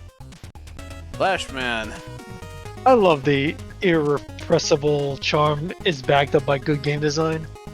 From the cat card to the statue to the cleverly simple stand-in for the Wiley logo at the boss gate, there's no shortage of delightful surprises, and the stylishness and clarity of the art more than make up for its simplicity. Moreover, the level features good introductions, appropriate checkpoints, and other buzzwords that keep showing up in my reviews. Yeah, except that first checkpoint, but that's beside the point. Going into this, I was unfamiliar with the main song and its source material. Source material. Now that I've gotten some culture, I think I'd like to see even more of the video represented in the level. As much as I love puzzles... God damn, I'm gonna have to look up Kiko, man. Fuck. A mini-boss shooting lasers from its chest and a ride on a fish blimp would better fit the easy, breezy feeling established by the "this is how you do the rush bike section." The level doesn't feel disjointed so much as unrefined in how it evolves. Split paths overcomplicate the layout, infinite bike energy abruptly and unceremoniously disappears. The water? Soy sauce? Gimmick? Looks promising but goes nowhere. And the block-breaking puzzles go somewhere too quickly. More of a learning curve is needed. The final stretch feels underbaked. Being able to reset the vertical platforms without dying or using weapons would be a huge improvement. However, swinging platforms and tops is impressively clever. Honorable mention to the fans as well.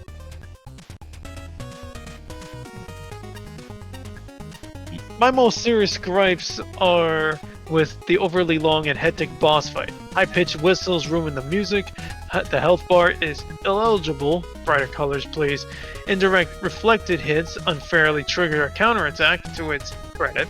This is about the only place in the contest where launching water shield is as fun and damaging as it should. So it is the launched water shield that does damage, okay. Criticisms aside, the best parts of this level are fantastic. So it is very specifically launching the water shield that does the most damage. I don't know how they programmed this in, but okay. This is honestly one of the most disappointing levels of the competition because I want to love this. The graphics, music, and theme of the level are wonderful, as is the humor throughout, which is incredibly rare in this competition. The initial rush bike segment is so very stupid and yet really fun. It's hard, but hey, fun hard is still fun. I'll keep the other positive shorts. Most of the level just kind of works in a fun romp. It doesn't push boundaries, but you have a stupid grin throughout and that charm really carries the stage. And unfortunately also carries the score. I'm glad we're showing individual scores in this game because that aesthetic carries almost a third of this stage's total score, and this stage does have some area where it swings and misses. As soon as the fan enemies show up, the combination of the enemy types and the swing often feels incredibly janky. The fact that you have to do precise platforming sections with them around can is especially frustrating in a few rooms, where it's harder to control your character. There's an honorable mention to the long vertical climbing room. Unfortunately, one of the first places you encounter this combination, and Megaman's respawning rules makes any sort of misplay in this room highly punishing.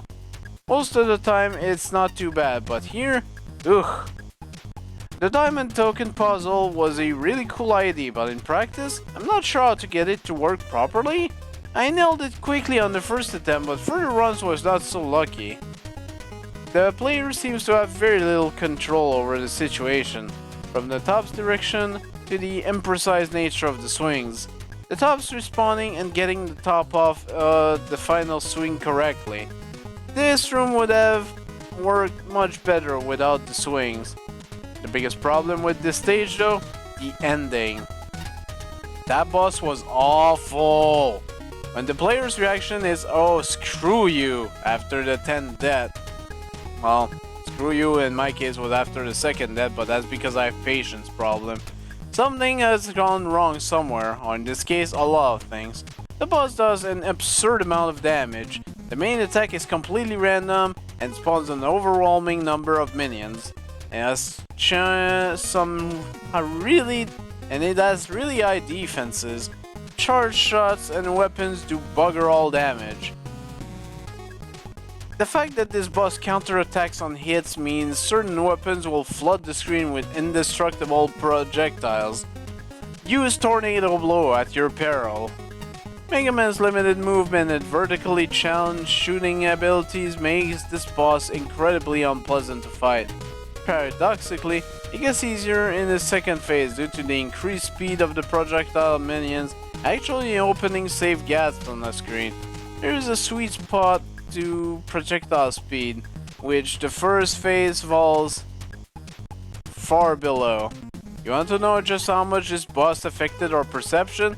If you're seeing this sentence, then know that it got this stage listed among the judged skip vote potentials up until the very last minute. I'm literally adding this the day we're announcing to the development team our votes. Ultimately, brute eating force is a viable strategy in the Mega Man bosses, so an incredibly sour note to end on and colors the perception of the rest of the stage, and means this review ends up spending most of its time having to recount the negative aspects, which is unfortunate. There was a lot of potential in this level, and it's a shame bungle key segments mean it did not live up to it. I really need to look up what the heck is the deal with Kiko, man, but yeah, that boss, I'm just not sure what was intended there. Apparently, someone mentioned you're supposed to shoot off the cap, but if so, that's a really tiny hitbox. Then again, I really didn't notice the hitbox. I was more busy trying to do whatever damage I could. Also, apparently, water shield only works if you actually throw the water shield, which... how was that programmed in? I have no idea. Well, we're not continuing tonight, obviously, but I want to see up to what level this tier goes at.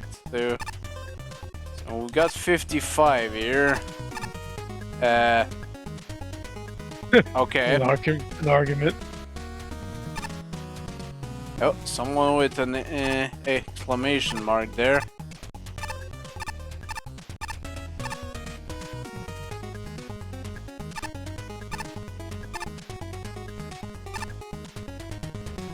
Okay, at least level 50.